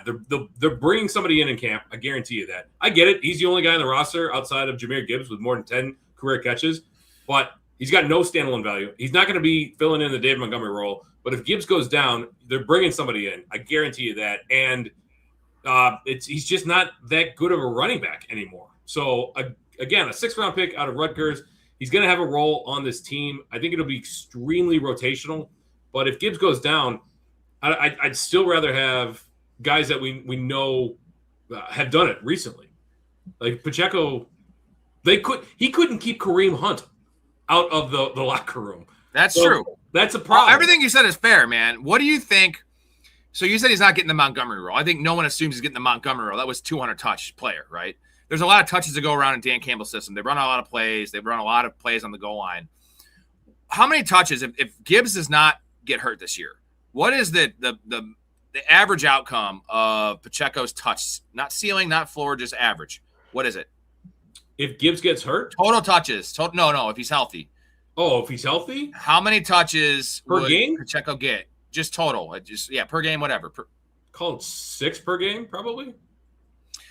I ran a lot of numbers on this, and they had 460 opportunities a game for the running backs since Dan Campbell's taken over, which is a large number. That's a large number. And I don't think Gibbs is getting more than 350, dude. Like, that's a lot of touches. Jahmyr Gibbs is not Bijan Robinson. He's not Adrian Peterson. So I had about 140 touches for Pacheco. That would be 8 touches a game. Like, they're gonna have 30 opportunities a game. I think Jahmyr Gibbs is gonna go from 17, 18 touches a game to 22, 23. But that still leaves 7. And Craig Reynolds is not there anymore. And Dan Campbell runs 2 guys. He does not usually use a third guy unless there's an injury. And that's why I guarantee you they're not going into the season with these 4 guys on the roster. They're bringing somebody in. Listen, Pacheco had 3.9 yards per carry last year. He scored 1 touchdown through the air, 1 touchdown on the ground. He barely caught 100 yards last year. He's not a pass-catching back anymore. There's just not a lot to like from the athletic profile. I get why the Lions signed him, but, dude, they signed him for $1.5 million. That is nothing. I mean, fully guaranteed. Okay, I'll give you that. But that is nothing. There's nothing tying him to this offense. So if they want a bruiser, it's they're giving Najee Harris a call or they're trading for somebody in season. Like that's the bottom line. As it's currently constructed, though, I'm not going to go on speculation. They're going to sign someone. They would have done it already. They haven't done it. Now, maybe it changes when Trey Benson gets released. But I can give you 2 teams that need Trey Benson more than the Lions do. One is a team in their division, the Green Bay Packers. They need Trey Benson. Okay, Josh Jacobs, the legal stuff, I think that's behind him, but still, he's older, coming off injury. And then the Cowboys need Trey Benson or James Conner. You don't like Malik Benson? I'm gonna no, double up on the Benson. No. Benson duel. So those 2 teams would outbid the Lions. The Lions are comfortable with Jahmyr Gibbs and Pacheco. At least that's what the indications are to me. So I'm going to go on that. Number 1 handcuff for me, Isaiah Pacheco, and it's not really that close. I'm just trying to poke holes because he's 4 for me, which isn't that bad as it's constructed. I see. I'm just trying to make sure that you fully understand the situation. We have to speculate. How many times does a running back tear his ACL on a Sunday, and then you hear about somebody getting a call on a Monday, and then they're on the plane, and they're there on Tuesday, and the next thing you know, they're getting the snaps, right? It happens. It takes nothing to pick up an offense. I just think Isaiah Pacheco, yes, the last couple of years, but there's in my mind, there's a reason for it. It was the injury. He rushed back. He has not been the same player. You're trying to say that he's never going to be the same player. I'm saying he's going to be like 90% of what he was before. And if he is that player again, though, Storey, he is really good. Isaiah Pacheco was really good. There's a reason we were drafting him in the middle of the 2nd round one year, which was a mistake, but we were. All right. This episode is turning into like a first take episode because we have not agreed on any of these guys, which I do like. We tend to agree, not all the time. We agree more than we disagree. We see things pretty similarly. We are not seeing this similarly at all, which I do like, though. It's a good exercise to and we're keeping it pretty civil. If Big Ray was on here, he would probably be biting my fucking head off over some of these takes. And also, he knows all about injuries. He had a meniscus issue, which totally tanked Derrick Rose's career. All right, next name here. Let's go to I'm not going to put Alvin Kamara in here. I'm not going to go Keaton Mitchell. We're not going to talk about these guys because I don't think they're the real handcuffs, right? I think Kamani Vidal is the handcuff. I think Kendre Miller / Devin Neal is the handcuff. You agree with those points? Kendre Miller, Devin Neal, yeah. And Kamani Vidal, you think Vidal's a handcuff? So Vidal's being drafted well behind Keaton Mitchell. I do think that Harbaugh went out and got Keaton Mitchell specifically, but I've got Keaton Mitchell in a very special tier all to himself. I think he's a best ball late round guy. For sure. I'm not sure that Keaton Mitchell is the true backup there. I think Vidal showed well more than enough last year. Yeah, it's fine. You said he's in a special tier, and I have to do it. Simple Jack, the story of a mentally impaired farmhand who can talk to animals, was a box office disaster that many critics called one of the worst movies of all time. Got a good brain. I think you've got a fine brain, Jack. You make me happy. But now the question is, can speed... Let's get to some comments before we get to the second tier of handcuffs. And I think we actually might have one that we were going to agree on. I'm curious about that. Sean thinks Spears gets a lot of work this year. We do too. We just don't like his handcuff potential. That's one thing we did agree on. Yeah, we definitely don't like his handcuff potential. That's the problem because of Nick Singleton kind of lurking back there. We're probably not going to have time to get all the way down to mention DJ Giddens and Seth McGowan. Who is the answer for you? Is it Giddens or McGowan if JT goes down? Giddens. I love Seth McGowan. I do love Seth McGowan out of Kentucky, but they very clearly were leaning on DJ Giddens last year. And it's a good pick because Jalen Taylor is no stranger to the injury tent himself. Seth McGowan has more juice, but Giddens got his feet wet in the NFL, and he's a better pass protector, a better pass catcher. Seth McGowan, although he's a 24-year-old rookie, is really raw, right? He has a lot of juice. He's very, very raw in terms of pass pro, and just he's a fumbler. He drops passes, like that's the issue. But I do like long term. I think I would prefer Seth McGowan if it was a dynasty conversation. But this specific year, give me DJ Giddens. Elijah Mitchell was the guy. Elijah Mitchell, I just knew he would kill when CMC got hurt. Then Jordan Mason came out of nowhere. Elijah Mitchell, though, I think he could never stay healthy. Like that dude's he's not quite his own injury concerns, right? Yeah, he's not quite the guy that gets hurt going to the grocery store like Marshawn Lloyd. But Elijah Mitchell, like he gets hurt in practice like every other practice. So that was the issue there. John says, "Name me the Arizona State player." I'm gonna give you some check out the big brain on Brad. You're a smart motherfucker. That's right. Smart comment there from Jonathan. He loves that. The inside jokes of the show comment. are very good. Let's see. A couple more comments here. Disbanded says create a player names. That was Jacob Sayers and Simone Vaki. But not the ones we create, the ones that like the AI creates or the the CPU creates for you on Madden. Those are fake names for sure. Oh yeah. Trying to think where Vaki wasn't always at Utah. Where was he before Utah? God, it's been a while. I've never heard of Simone Vaki in my life, so I couldn't tell you, man. You're the college football guy. Well, maybe he was always at Utah, but he didn't. I don't know, Liberty University, maybe? I can't remember. Liberty, Bibberty. That's Malik Willis, right? Malik Willis is Liberty. Liberty, yeah. Disbanded says he's going to have at least 2 or 3 spike weeks. This is referring to Isaiah Pacheco and also the blowout potential. Isaiah Pacheco will be in the game of blowout potential. Sean says 120 touches for Pacheco. I'm still standing firm with 140. If he plays 17, if both players play at 17 games, I think 8 touches a week is more than fair for Pacheco. Yeah, I'm not sure he's got standalone value though. It feels like between the 20. No, I'm not saying that. He might have though. If he has 140 touches, he's going to have like 6 touchdowns in the Lions, right? Well, let's see what the touchdown distribution looks like. I mean, they were very confidently rotating drives with Montgomery and Gibbs by the end of Montgomery's tenure there in Detroit. So does that maintain where it's 50-50? If it's Gibbs' drive, he gets a touchdown. If it's Pacheco's drive, no. Like I'm thinking 33% Pacheco on the goal line. Like maybe less, maybe 20%. But how many? There's so many carries to go around there in the middle of the field and specifically in goal line. Like what team has more goal line carries than the Lions? Nobody, and it's not close because Jared Goff is giving you nothing around the goal line. They also go for every 4th and goal, so you get an extra like 8 or 9. Rushing attempts from the 1 yard line a year because they always go for it on 4th and 1. Always. And maybe Dan Campbell changes his tune there. I don't think he will. Dan Campbell will never change though, right? He's a psycho. No, he's a psycho. All right. Joe Mixon ever playing football again? I think Joe Mixon's actually dead. Like, you think Joe Mixon's alive right now? I haven't seen anything. Like, why has he not posted anything on social media? I know he's not that kind of guy, but we have Brandon Ayuk out here just posting shit every single day. We haven't heard anything from Joe Mixon, his agent, the Texans in general, since essentially this time last year.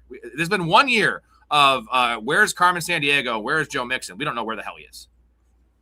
Yeah, But I mean, no, I would take him off your rankings list altogether. I don't. The poor guy, like his career just ended with a whimper. Tennessee running backs, Travis Henry. Travis Henry had a couple good years, showing my age. Travis Jamal Henry. Lewis. Jamal Lewis was the Tennessee running back? I didn't know that. Travis Henry, though, Mr. Florida football is what he was called in high school. He spent his entire career at Tennessee, and then he bounced around the league. He played for what? The Bills and the Titans, right? Yeah, it was really good for the Bills. I remember I used to play 2K5. That's I still say 2K5 is better than Madden, and that was Travis Henry's heyday. And he was a smaller back, but a powerful back for his size. I do not know where Jamal Lewis went to college. Derek just said it. Derek knows ball. He's also pretty old, so he would know. Disbanded says, you make me happy. Jordan James or Garendo if healthy. I think Garendo is pretty much out of all this conversation. Yeah, Garendo. We love him, but his explosiveness out of Louisville was something to be desired.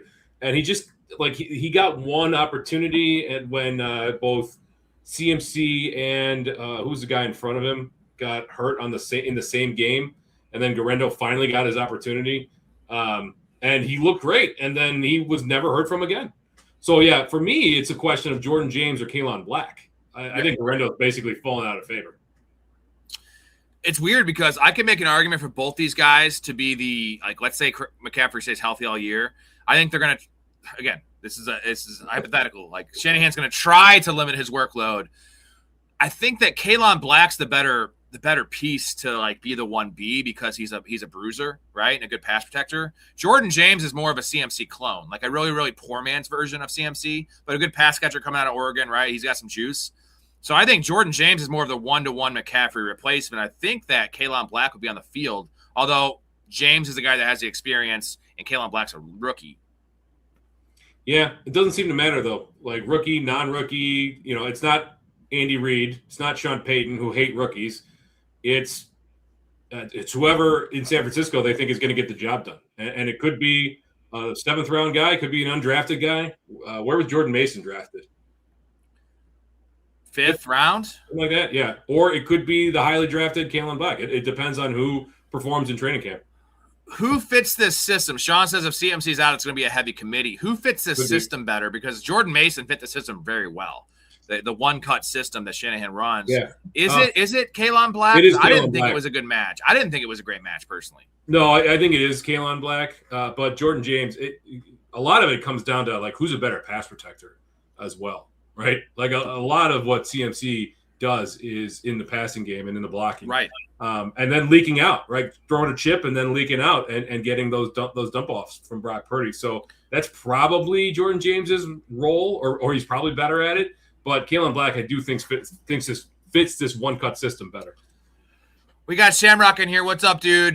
You think Stephon Diggs will sign to a team soon? I know why he's asking this. Shamrock's a big best ball guy, and we're kind of getting a little nervous about the shares we have of Stephon Diggs. I'm at 6% because I am a little nervous about I think he's going to sign, but I need to see where he signs. If it's the Commanders or Ravens, I definitely love the spot in the Commanders for where he's getting drafted. His ADP is 135 Storey right now, which is pretty fair. Stephon Diggs will crush that ADP if he signs in the Commanders. He would probably beat the ADP on the Ravens. But if he goes to a team like the Chargers, I'm just throwing out some teams that would be a bad situation, right? The Bills even. When will he sign? Will he sign? And what team? I think the Commanders are favorites, but give me some options here. Is the question. I think Stephon Diggs is better off waiting until training camp starts getting into full force, and we see either those highly drafted rookies starting to underperform, or more likely you get a training camp injury and then Diggs comes and signs. Probably likely to see that with Keenan Allen, right? Keenan Allen is more than comfortable coming into training camp with 2 weeks left and still performing. But Diggs could probably be at that point in his career. I would be taking him, though. We think that the chance of him being signing to a team is already baked into the draft cost, and I'm here to tell you that's not the case. It wasn't baked into the A.J. Brown draft cost when everybody knew that he was going to New England. And so his ADP will rise if and when he signs with a team. So I would be drafting him now before that ADP starts skyrocketing. We were all mad that the Niners drafted Black so high. We're not even Niners fans. It was just He was a 4th-round player, right? Like 4th-round player. And it was a bad running back class. And Mike Washington Jr. went in the 4th round. So you could have the Niners could have definitely gotten Kalen Black in the 4th round, right? Like almost guaranteed. Yeah, I mean, they also could have gotten Stribling in the 4th round as well, unless there was something behind the scenes that we didn't know about. I would say there's probably no more important running back handcuff than the San Francisco 49ers running back handcuff.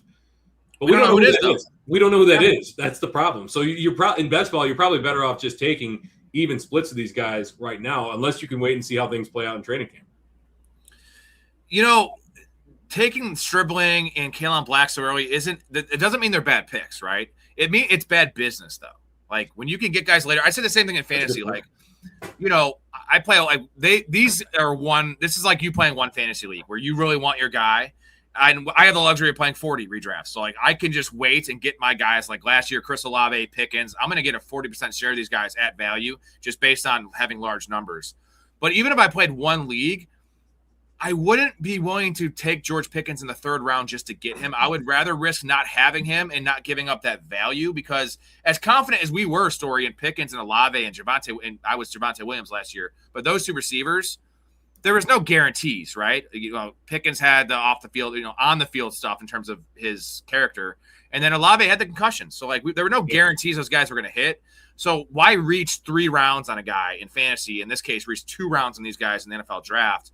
But Kyle Shanahan and John Lynch, they are probably smarter than everybody, and they definitely think they're smarter than everyone, and they like to kind of flex. You know, you always have a guy in your fantasy league that's like, I'm going to take this guy 2 rounds early, and people are going to be like, ooh, ah.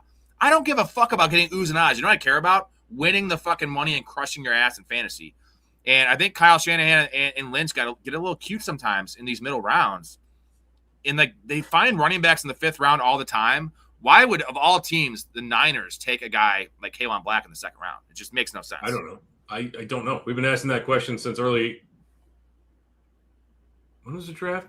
Mid-April? Late April? Whatever it was. Honestly, Diggs going to the Giants wouldn't be a terrible idea. It wouldn't, but like, dude, that would be the most like miscast, like like the Moneyball thing, like at the Island of Misfit Toys. Like you got Odell Beckham, Slayton, fucking the rookie Malachi Fields, Mooney. Like what? Likely, what a wild room that would be. They probably need somebody now more so than when they did with everything that's going on with Neighbors. He's probably right there. Dude, how about the Niners bringing Stephon Diggs? There we go. You know, if he's willing to not be the number 2 because he wants to be a number 2 and take a little less money but win a championship, the Niners have Mike Evans, who's a dinosaur. They have Ricky Pearsall, who has not stayed healthy even in college. And George Kittle's coming off an Achilles, and Christian McCaffrey is, like, on his last legs. So, like, there is no guarantee with any of these players are staying healthy. Also, you have a Niners organization who – no matter who it is, they could bring in Bijan Robinson and he'd get hurt on their team because they just, Kyle Shanahan, I don't know if it's a Tom Thibodeau situation, if he's practicing them too hard, if it's the goddamn electrical grid next to the stadium. We don't know why the hell Niners can't keep their players healthy, but that's a good spot, right? Stephon Diggs there with Brock Purdy? I mean, not really anymore. Like they're pretty comfortable with the wide receiver rotation that they feel they're going into the season with. And I don't think Diggs wants to be playing 3rd fiddle there. Agreed. But you know what? He has to wait 3 weeks, and he'd be the number 2. This is a good one. I got to ask Storey this question because we all know he does not give a fuck about PPR versus half PPR. I probably put too much into it. And how far would you let Derrick Henry fall in PPR versus half PPR? I care less about PPR versus half PPR than I do about 6 versus 4 quarterback passing touchdowns, whatever. None. I would not let Derrick Henry fall at all because of this half PPR nonsense. Okay, hold on a second. Well, let's just do this exercise. So we haven't done our rankings officially yet. Where do you have, let's just say, not running back rankings, ADP. So right now, I'll give you Derrick Henry in half PPR underdog goes pick 16. Okay, so middle of the 2nd round. Are you still taking him at pick 16 in full PPR? Yeah.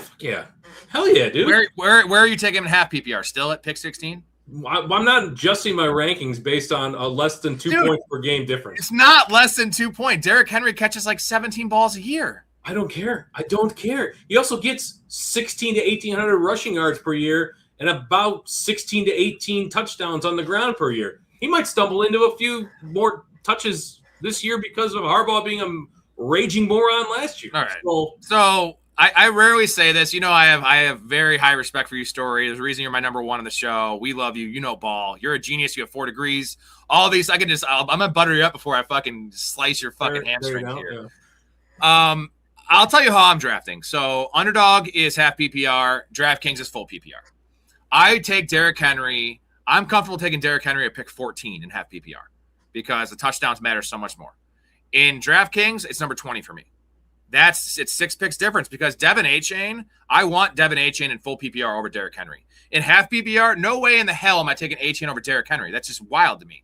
Henry's going to score 15 touchdowns. Achane's going to score 7. But Achane's going to have 70 catches, dude. I mean, if you really want to lean into it, the only running back I think you could make an argument for changing rankings would be Achane over Henry. But he's such a unicorn. Achane is such a unicorn in this league. Like, there is no – he's better than Alvin Kamara ever was with the Saints. And Alvin Kamara was absolutely stunning as a running back. But even Alvin Kamara isn't as versatile as Achane is. So – but other than that, again, I don't care. I don't care about half PPR. We know you don't, and I do. And this whole show we've been disagreeing, and I kind of like it. Yeah. But sometimes, can we agree on something soon? I have a nice body. Can you agree with that? Okay, let's think this through. So, who's another running back in that range outside of Achane, and how many receptions are they going to get? Like, who's right behind Derrick Henry? Let's call it a Marion Hampton. What's Hampton going to get reception-wise? 60 receptions. All right. Call it 65. 65 minus 15 for Derrick Henry on the low end. 50. Right? Divided by 2, because you're talking half PPR. 25 points. Over 17 games. 16 games. Dude, 25 points. 25 points is 4.5 touchdowns. 4 touchdowns. 25 points is 1.6 points per game. That's nothing. That's not nothing. I don't know. I think it's in the grand scheme of things. When you're talking about points in the 120s to 140s, it means nothing to me. He had a meniscus issue, which totally tanked Derrick Rose's career. Let's get back to the list. We've had this argument so many times in person, like when we're not even filming, just about half PPR versus full. Obviously, standard versus full PPR is definitely, you got to admit, that's a big difference. If you're Derrick Henry should be a top 5 pick. Full, I would agree that's a difference. But if you're playing in standard leagues, what the hell are you doing? You're a dinosaur and you're still playing with a newspaper, with the newspaper box scores that don't exist. All right, let's get back to the second tier. This is the second tier of handcuffs. I have my number 2 still to go here in the rankings. So we have Tank Bigsby. I'm not going to do Jonah Coleman because he's in a 3-way committee. I don't think he is a handcuff. No. So Tank Bigsby, I have the want to trust here. Where do you have Tank Bigsby? 5. Oh, fuck. Number 2, bro. Number 2. Let's go. Unless it's full PPR, and then maybe not number 2. Dude, Tank Bigsby is so elite, dude. Like, with the ball in his hands. Last year, he was awesome. He was great in the limited time in Jacksonville. Tank Bigsby, I get, like, they might use a little bit of a committee in terms of the pass catching stuff, but Tank Bigsby is a perfect, like, replacement for Saquon. Well, it's just that the fact that Will Shipley is probably going to factor in and be the third down back, like, he's going to factor in on passing downs. Yeah. And targets are worth 2.5 times as much as a rush. So Bigsby's advanced rushing metrics have been extremely impressive over the last 2 seasons, and it's a very valuable role, but he's not going to have the same role that Barkley has. He's still 5. He's still a must-own handcuff for me. It's just there's a few other guys that I like a little higher. In full PPR, dude, Will Shipley blows, bro. I was a Shipley guy, and I last year he burned me, and then I went back and I watched his college tape. I don't know what I was seeing. I know he was comped to a Christian McCaffrey light. That's the craziest thing I ever heard going back and looking at it. And without rose-colored glasses, right? I wanted to like him last year, and I was like, if you watch film one way and you're like, I really like this guy, you'll convince yourself he's good. And then when you watch film the other way and you really hate the guy, you're like, this guy sucks. There's a middle ground there. Shipley's a fine third down back. But this is Tank Bigsby. I think he would be in line for 18 touches a game. And he has the juice. The problem is Tank Bigsby is allergic to catching the football. What does he have? 13 career catches? It's something super low. He and Chris Rodriguez are battling for the fewest catches in a career. But he dude, I just love Tank Bigsby. I don't know. I can't stop drafting him in best ball, especially because I know it's like he's not going to have a lot of standalone value. But this offense is going to go back to being run heavy, right? Yeah. So you're going to have some weekly stuff. He is a powerful back. He's only 23 years old. Tank Bigsby's 23 years old. They traded for him for a reason, man. That's another thing. They didn't just pick him up off the scrap heap. It wasn't a high draft pick they traded. But give me all the Tank Bigsby. He is my number 2 behind Isaiah Pacheco. And you're number 5. I mean, we're not that far off. We're 3 spots off. I think he's a must-own handcuff. Agreed. He'll be a starter for one of the heaviest heaviest rushing offenses in the league. So I think he's definitely a must-own. It's just the pass catching. We care about these targets in fantasy football, and we just it's stupid not to give Derrick Henry more targets. It's probably stupid though to give Tank Bigsby more targets because he's not a good pass catcher. All right, next name, Brian Robinson Jr. He is now hopefully some people don't make this mistake when drafting B. Robinson versus B. Robinson. It's going to happen. Falcons. Now we can go back and change that and pause the draft. Hopefully you have a nice commissioner. But he is in the Falcons now, and there's not a lot behind him. You know who's behind him? It's Tyler Goodson, the ex. Yeah, I did know that. Who now I'm going to rank Brian Robinson a little lower because of that name, because Tyler Goodson's a really good pass catcher. And I have Brian Robinson as number 6 in my handcuff ranking. 6? What a trust! Yes, it took us fucking 8 names or 9 names. So it's just for the fact that Tyler Goodson's there. Although I'll say this, Brian Robinson Jr. is a much better pass catcher than Tank Bigsby. Brian Robinson Jr. is he's not the rusher that Tank Bigsby is. He's like a workman-like dude. I've always loved Brian Robinson Jr. He was done dirty by the Commanders last year and just wasn't used at all last year behind CMC. But yeah, brutal. I thought Falcons, for sure he'd have I some thought so standalone too. value, but we've seen the Falcons, use other running backs at the goal line besides Bijan, because believe it or not, Bijan is like league average in terms of goal line, in terms of metrics. I think he's a little better than that, but Tyler Algier is definitely a better goal line back than Brian Robinson. Sorry, than Bijan. Oh, that's why they were using him. You saying Tyler Algier is better goal line back than Brian Robinson or Bijan Robinson? Than Bijan. I don't know about that.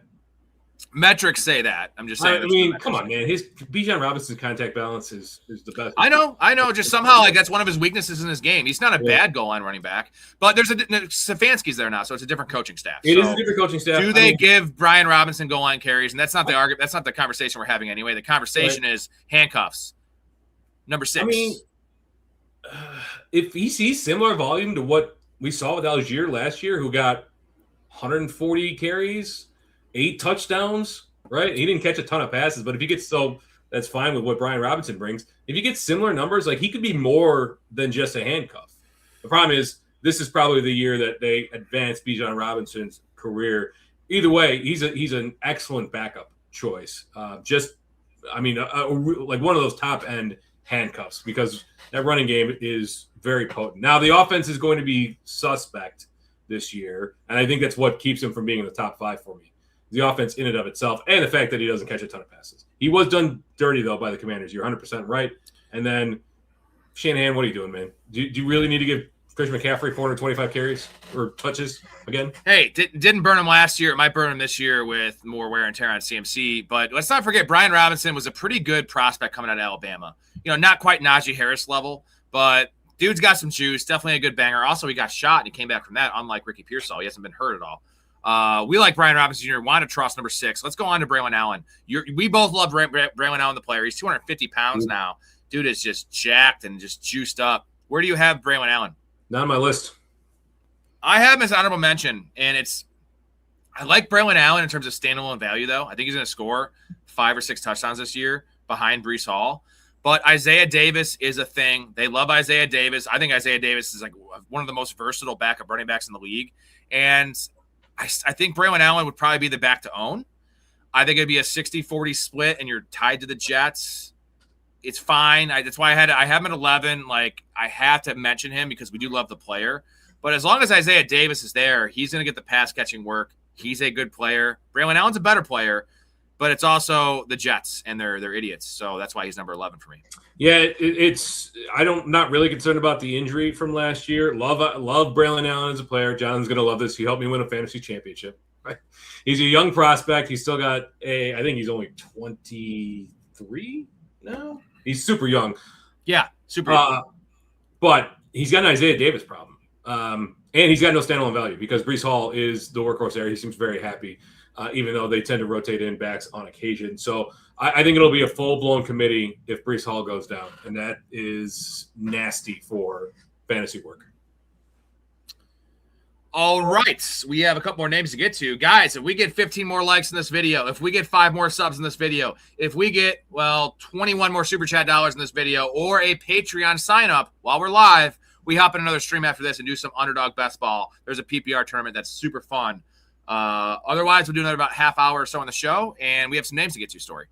Next name, Ray Davis, our boy. We love Ray Davis probably more than we like Braylon Allen. He made your list. Tell me he made your list. He's in my good options list, and that is a Ty Johnson problem. It's a very similar situation to what we just talked about with the Jets. We love Ray Davis. We love the talent. He also helped me win a fantasy championship, but they don't seem to love him as much as we do, especially with how Ty Johnson figures in. This is going to be James Cook's year, so I don't think there's any standalone value for either of these other guys. I'm more on the Ray Davis side than I am on the Ty Johnson side, but I'm still not convinced that Ray Davis is just going to fill into the James Cook role when it comes out. Let's see if he's still getting 2 touches a game and he's still returning punts, then I think I got to be off of him altogether this year. I got him at number 9, and it's just because the offense. It's because he plays in the Bills, right? Like it's probably a 60-40 split with Ty Johnson. He's going to get the line work. Ray Davis is actually a really underrated pass catcher. He's got juice. Older prospect coming out of Kentucky, but I love Ray Davis. And it's just because he's tied to Josh Allen. He's tied to this team. It's Braylon Allen and him are very similar, like you said, but give me the guy playing for the Bills over the guy playing for the Jets. And over a guy like Tajay Spears as well. I want players in the Bills. I still think Ray Davis is the handcuff, but it's not a full-time role. It should be a full-time role because Ty Johnson's role should increase, but it shouldn't go up to 40%, but we think it probably would. I mean, we've seen 2 or 3 amazing games from Ray Davis when he has had the full-time role. He's just seems to be the guy, but then Cook comes back, and then Ty Johnson is more involved again. I know that people are like, well, the guy who's going to be the backup isn't necessarily the guy who's getting the touches while the starter is healthy. I don't know that I necessarily subscribe to that because if he is the guy, if he's the guy, if the guy goes down, why do they not want to give that guy touches? Why are they going to play a lesser? Because Ty Johnson is a different archetype, and when they're taking James Cook off the field, they want a pass-catching running back in there. Even though Ray Davis can be the pass-catching running back because he's good at that, Ty Johnson's elite at pass-catching running back, dude. He's catching literally back shoulder stuff in the end zone. Ray Davis is not doing that. That's why I just get worried about we when we go into a season we know who the handcuffs are. We don't. We honest to God, we don't. At this point, we know it's Ray Davis. But do we really know it's Ray Davis? Or is this one of those situations where starter goes down in week 4 and then the next and Isaiah or Ty Johnson ends up being the guy? I'm not convinced that I know who the guy is. And for me to go all in on one of these guys makes me nervous. It is. You are choosing Ray Davis, though, right? Ty Johnson is. Yes. So last year, I would have said Ty Johnson, and I would have fought you tooth and nail on the Ty Johnson. You did fight me. You did fight me tooth and nail. I'm on the Ray Davis side of things this year. But I do think, come on, Bills, give Ray Davis a chance, man. The guy can do it, but I think it's going to be a nasty committee.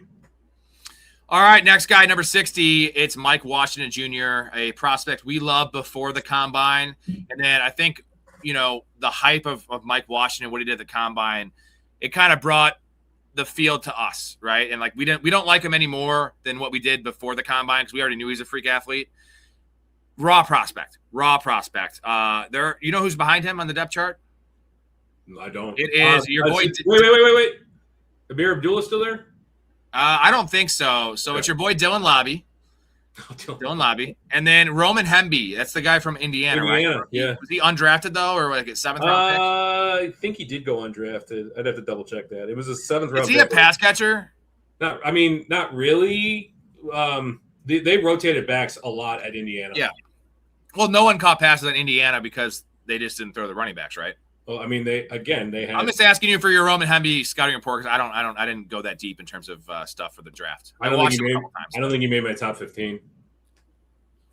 So he's not a worry for my. Is he a worry for Mike Washington? Either of these guys a worry? No, I don't think so. I mean, admittedly, Mike Washington lands in a super unfortunate situation.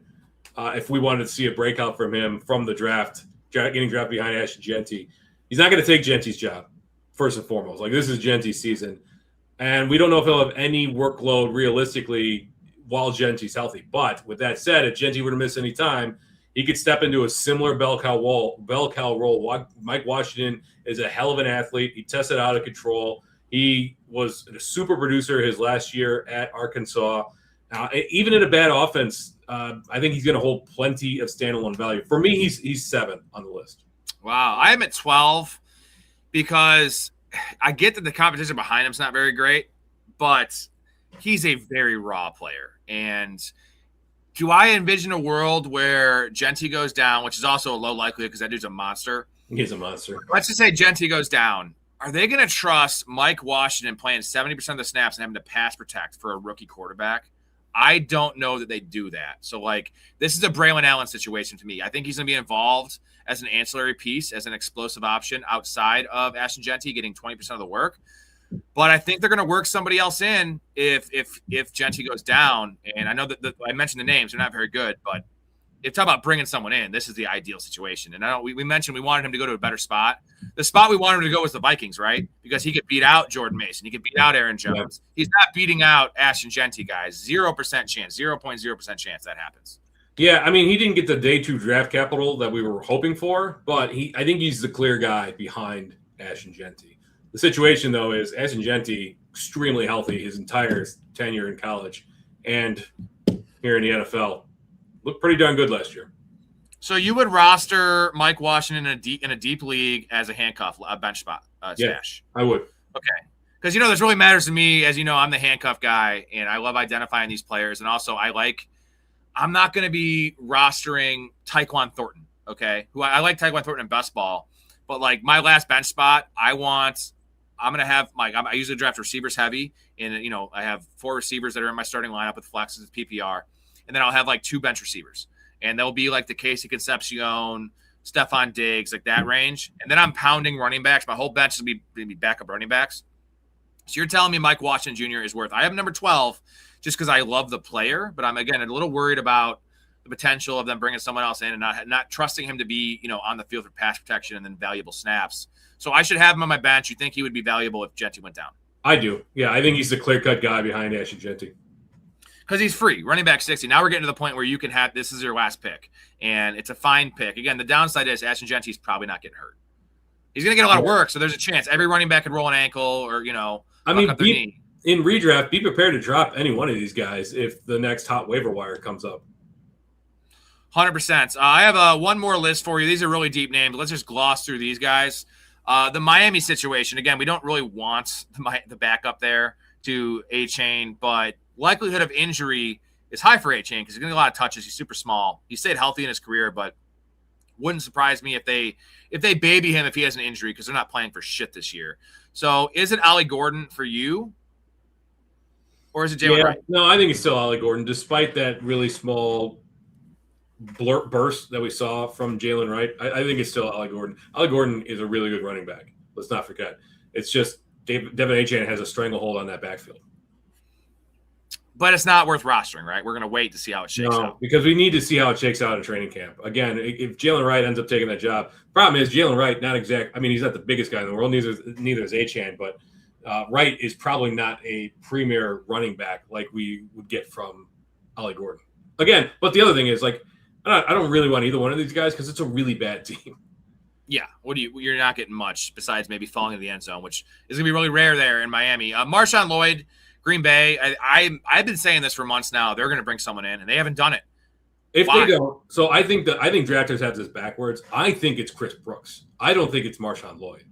I'm not so sure why Marshawn Lloyd is all of a sudden getting a ton of steam, other than the fact that he was a fairly touted prospect coming out. But the dude has 8 career touches, not injured in a real game. So I'm not convinced that Marshawn Lloyd is going to get the work. Chris Brooks, only 28 years old. I'm sorry. No, he's younger than that. I think he's 26. 25. Yeah, Josh Jacobs is 28, but he's got a lot of tread on the tires and not exactly been a pinnacle of health his entire career. So there's a lot working against Jacobs. You also have the small possibility now, but the legal thing's still kind of hanging over. Emmanuel Wilson's gone. I think Brooks could be a decent handcuff if Josh Jacobs were to go down. Likelihood they bring someone in Green Bay because Najee's available. I think that the Trey Benson thing makes a lot of sense. James Conner makes the most sense because they want a veteran there. That's kind of what LaFleur likes to do. But I don't think that the Cardinals are going to let go of James Conner. No, I don't think so either. They really like him there. They should trade James Conner, though, because let the guy go to a contender. Get a 6th-round pick for James Conner. Trade Benson, realistically. I think you get more for Benson than you would for James Conner. You should because the age, but if you get a team like the Packers and they're already thin, they're thin enough at running back and just obviously they lost those receivers. They're a thin team right now. They're a very top-heavy team. James Conner makes a hell of a lot of sense for a pass-catching third down back, for a guy to have insurance policy on Josh Jacobs, who is just the wear and tear is huge on Josh Jacobs. Like he plays through injury, but you got to protect Josh Jacobs from himself. And if you have no one behind him, the coaching staff's also going to be like, we need Josh Jacobs, even though he's hurt. And we saw that last year. It did not work out for them at all. No, but you do want pieces of this running game. And whether that's Marshawn Lloyd or Chris Brooks, yet to be seen. I think Brooks has the lead, but training camp might flip that. I think Marshawn Lloyd is being steamed up on hopes and dreams, hopium, as I like to call it. I don't know that he's the guy. He's stayed healthy. I guess that's why people are really excited about Marshawn Lloyd, is he didn't get hurt in OTAs. But which isn't that's awesome for him. That's awesome for him, though, dude. Like it is. I hope it works out. I hope he can shake this. We got to go on a track record here. And if Jacobs goes down, people are going to be scooping up Marshawn Lloyd immediately. I think I'm just going to wait back and take Brooks. It's like your buddy who hasn't got laid in 10 years and he like tells you he kissed a girl. I'm like, it's cool, but like not really. But for you, it's cool. You know, for Marshawn Lloyd to stay healthy through OTAs, it's pretty cool, but it's actually not cool at all. And I'm sorry. Hopefully that girl doesn't have herpes. All right, next name here, Justice Hill, running back 68. Also, let's throw Adam Randall, my boy out of Clemson, in the mix because Justice Hill is not a handcuff. He stays in the same role. Is there a backup for Derrick Henry? We probably shouldn't care about this because Derrick Henry won't get hurt. But who would it be? Because is it Ali there? Is that probably the answer? Because Adam Randall's really raw. I don't think he's ready. Adam Randall's really raw, extremely raw. I don't know. I think Hill's got some upside if Henry would miss any time. The problem is that Derrick Henry, even at 32, I'm not sure that he's going to miss any time. Justice Hill's the pass catching back there, so I think he's got some decent standalone value. I'm not sure who gets the goal line work. Like Adam Randall is obviously he's got the archetype for it, but Justice Hill might he's got a decent nose for the end zone himself. So it could be a goal line and third down role for Justice Hill with Rasheen Ali and Adam Randall mixing in a committee fashion. I think Hill's the guy to own here, but I'm not entirely sure. He's not on my list. I mean, he's one of those names to watch on other good options, but he's not a guy that I'm targeting aggressively. All right, let's power through a few more names here. We got to talk about the Cowboys backfield because Jaden Blue is getting steamed up right now. I understand Jaden Blue's appealing best ball a little bit because he might be on the field, and he's a guy that could take a screen pass 70 yards. He does have some juice. But Malik Davis is probably the answer, but we like Phil Maffa. So there's three names there, but they're all pretty gross. Another candidate to bring in, Trey Benson or Najee Harris, but they haven't done it yet. Who would it be? I know we're not rostering any of these players. This is more of just a talking exercise. Who do you like? I think it's Malik Davis, realistically. He relegated Jaden Blue to healthy scratch status last year. Does not bode well for a rookie's future in the NFL. So Malik Davis is probably the closest in terms of what Javonte Williams brings. So I think, and they seem to really like that role. So I think it's Malik Davis. But again, I'm not sure that any of these guys are worth a roster spot unless it's a super, super deep league. I agree. Let's move on to Samaje Perine because Taj Brooks is getting steamed up. And they said he might have overtaken Samaje Perine. They kind of like Perine, though. Man, Perine, they like Perine a lot. I think when he came back, he slotted right back into the role he was getting. He eats into Chase Brown. Taj Brooks doesn't. I think he's the true handcuff to Chase Brown, and he gets enough work to be a nuisance for Chase Brown. Like we see that when he's out, Brown's getting like 28 opportunities a game. It's insane. When he's back in, Brown's more like 22 opportunities a game. So he doesn't hold enough value on his own to start, but in one of the high-flying offenses in this league, P. Ryan becomes a bell cow if Chase Brown misses any time. I really think bell cow, like 16 plus touches, because he's really good at pass protection. He's always been that way, which is weird. You know what's funny about Samaje Perine? You remember his college? Doesn't he have like a 400-yard game in college? I think it was like 300-yard game, something crazy. Something like that.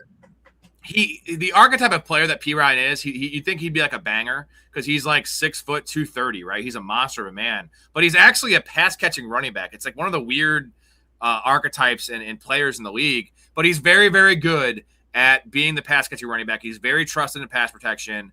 And I think he just slot into maybe not Chase Brown's workload, but Taj Brooks definitely has more juice, right? He's a faster, more athletic player, but seems like a raw guy that might never get a chance in the NFL. Yeah. 5'11", 240 against Kansas. He had a 34 carry, 5 touchdown, 427 rushing yards. Yeah, 427. I told you, it's insane. Dude, he's 240 pounds? Yeah. What? In that same 240-pound pass catcher. Yeah, I'm saying he didn't catch the ball at all in college, and now he's like a pretty elite third down back. So I think Samaje Perine, we need to pay attention to this guy. So I'm glad that I've always liked him. Yeah, he's 9. He's 9 on my list. Like we've been talking about some, pardon my French, but some pretty shitty teams, some backups on some pretty, mediocre to bad teams. This is a top 5 offense tied to Joe Burrow with Jamar Chase and T. Higgins. Give me a piece of this. I think Perine is a guy you need to target aggressively. And the nice thing is, if he was just a banger, right? I think Taj Brooks is not a good pass catcher. So the value in being a Bengals running back is what you see with Chase Brown, right? What you saw with Joe Mixon towards the end of his career there is being a pass catching guy, because they'll almost have as many receiving touchdowns as rushing touchdowns, because when they get down the goal line, Story, it's literally fade to Jamar Chase, fade to T. Higgins, throw to Mike Gesicki, dump down a little wheel route to the running back. Like, they're not running the ball on the goal line very often. So the fact that Samaje Perine does have that skill set where the value is going to be had by being a good receiving back, that's why Perine, I like your point, man. I didn't have him on my list in terms of ranked, but it makes a lot of sense. The worry is that he isn't the guy. But the upside, if he is the guy, is essentially a running back 2 every week in PPR. I think so. Yeah, I think he's got top 24 upside. How old is he? Perine, probably 26, I would guess. He's a very trusted player, but for every coaching staff he's been on. I was way off. He's 30. Woo, really? 30. Wow. Yeah. But that's kind of concerning. Yeah, but not a lot of tread on those tires. You know what I mean? Not a lot of wear and tear. Yeah, he's like other than 427 yards. He's like the 2008 Lexus that's sitting in like an 80-year-old's garage that has like 30,000 miles on it, and just like he takes a trip to the grocery store every week. He's like that Jaguar, that late 90s Jaguar that's got 18,000 miles on it that has just been sitting around, right? Yeah. One owner, all the maintenance is up to date. That's Samaje Perine right there. Damon Claiborne isn't really a handcuff, but he is a unique guy here that could actually carve out a role without injury, because Aaron Jones is a dinosaur and not very good anymore, and you hate Jordan Mason. So Damon Claiborne's the only one with actual juice in this backfield, and you like the player coming out. So is he a guy worth rostering? Because an injury would help too, specifically an injury to Aaron Jones. But if there's no injury, Claiborne could carve by midseason, especially if this team is not competitive, right? This tough division. Right. Why not play Claiborne and put him on the field 50% of the snaps? I don't know, because I think this team is going to be competitive. Don't forget, they were 9-8 last year. It's still a Kevin McCarthy offense, even with not McCarthy, Kevin O'Connell. O'Connell, thank you. Yourself. Look at yourself in the mirror. You're Kevin O'Connell. JJ McCarthy won the last 5 games of the season, so I think they're going to be competitive this year. And to that end, I don't know that Claiborne can get on the field realistically. There's still 2 guys in front of him. So I think probably, throw a few darts on him in best ball, but not a guy that you need to worry about. Last name here, Devin Neal. Kendre Miller's there. Audric Estime is still there, I think. And then you have Alvin Kamara signing there with Travis Etienne slotting in as a starter. This is a nasty committee, right? This is a total stay away. No guy, even Kamara, not even worth rostering. I don't think so. I mean, they wanted Devin Neal to be the guy, and he couldn't stay healthy himself. And I just don't. They were down to their fifth string running back last year, like fifth string. I'm not sure that any one of these guys will. Like, you would think that Kamara is like the straight backup to ETN, but Kamara, even though like you take the injury games out of it or the injury in general, his efficiency was way down. Plus, they didn't use him in the passing game last year. Weird situation in general.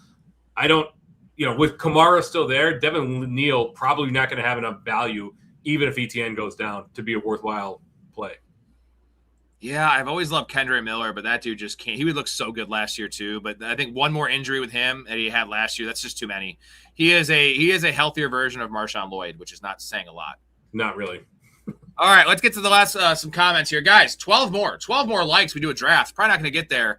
But if we get those, we'll hop in a draft. Let's get to the last couple comments and get Storey out of here. Let's see. People freak out every year when a running back turns 30, but Derrick Henry's 32. I haven't heard anything about Henry's age. Is he just a unicorn? I still think he's great. Just curious. He's beyond a unicorn. He is a superhuman. He is a mutant. That's probably a better name for him, right? Mutant Henry. I guess that's a one way to look at it. Yeah, there are rumblings about his age. Everyone's like, this is the year he falls off. This is the year, whatever. But I'm riding that ship until literally the wheels fall off. And they need him. They didn't bring in any pass catchers really besides Surratt. Like, they lost Likely. So if anything, this offense is lighter than it was in terms of like touch competition. And the biggest problem last year was John Harbaugh not playing him in close games when they needed to run the ball. And you have another year of some of these running backs. Justice Hill is 1 year older, and I feel like the age clip's going to hurt him more, even though what is Hill, 26, 27? Like, as a little scat back. Like, I'm more worried about him taking a step back than Derrick Henry.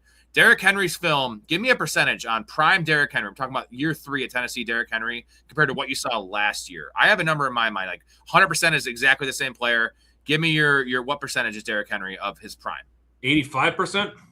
I was going to say 80%. I think his acceleration's a little slower, which already was pretty slow.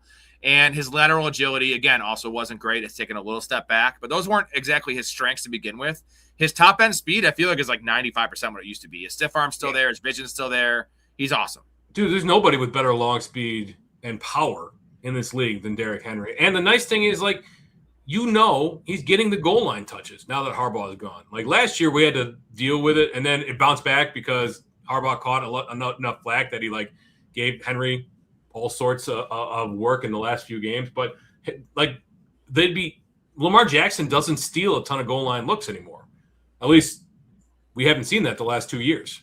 Now, last year we were dealing with the injury, but I think they're going to be a little cautious with Lamar Jackson in terms of running him around the goal. Exactly, and not even just that, like exposure, right? Even throwing a million times is exposure to hits. And with what we saw last year, this team is not even a playoff team without Lamar Jackson. Like, we saw it even with when they have a decent backup, it's terrible. So they have to ride Derrick Henry. Like, I feel like Derrick Henry is a big part of this team. They could win without Derrick Henry, because they have Lamar Jackson. They can just lean on Lamar. They could not win without Lamar Jackson. Like, it's just impossible. Can't happen. This offense it's got no talent on it. And like, Lamar Jackson brings out the best of the talent. If you throw even a pocket passer back there, the offense isn't suited for that in general. And the talent, like Rashad Bateman, I like drafting him in best ball because he's tied to Lamar Jackson, but he's terrible.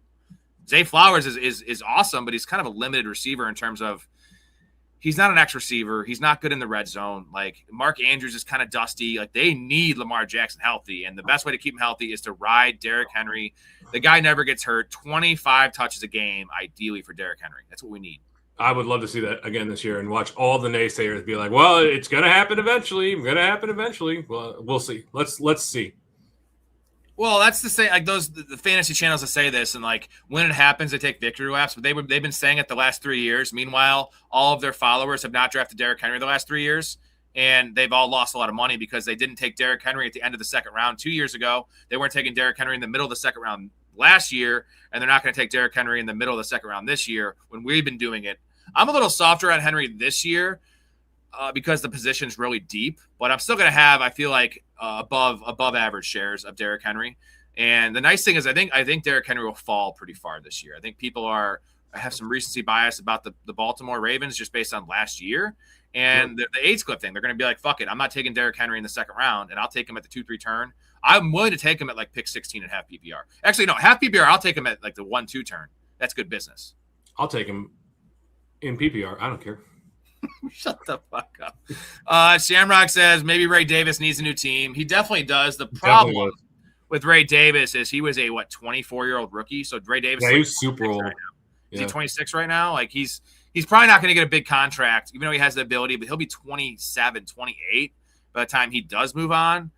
It's going to be like a journeyman situation. He's probably never going to get the actual opportunity, barring injury. Injury is his chance. That's what we need. Yeah. We'll see what happens. We'll see what happens this year. I mean, these guys, the archetype for these guys tends to be backup running back for their career. So we'll see who needs a running back at the end of this year into next year, whether he signs a contract. I think he's probably going to end up signing like a Chris Rodriguez type contract, like 2 years, $8 million. Got to look at the running back profile on Matt Harmon's site on Adam Randall. They're really high on him. I was really high on Adam Randall. You didn't like him. And also the interesting thing about Adam Randall is that was the owner's pick. So some people might think that's a good thing. I'd rather have it be the coach's pick because the coach is picking a guy to play in the field.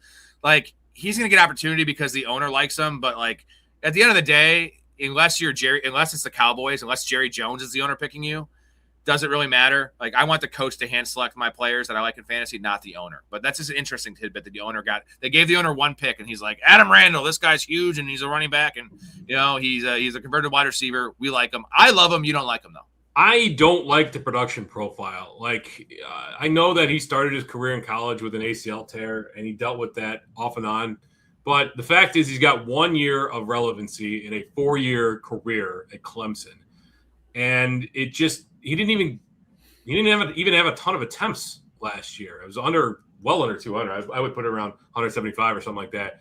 So for me, it's like banking on these flash in the pan type guys. He's got, good size adjusted speed.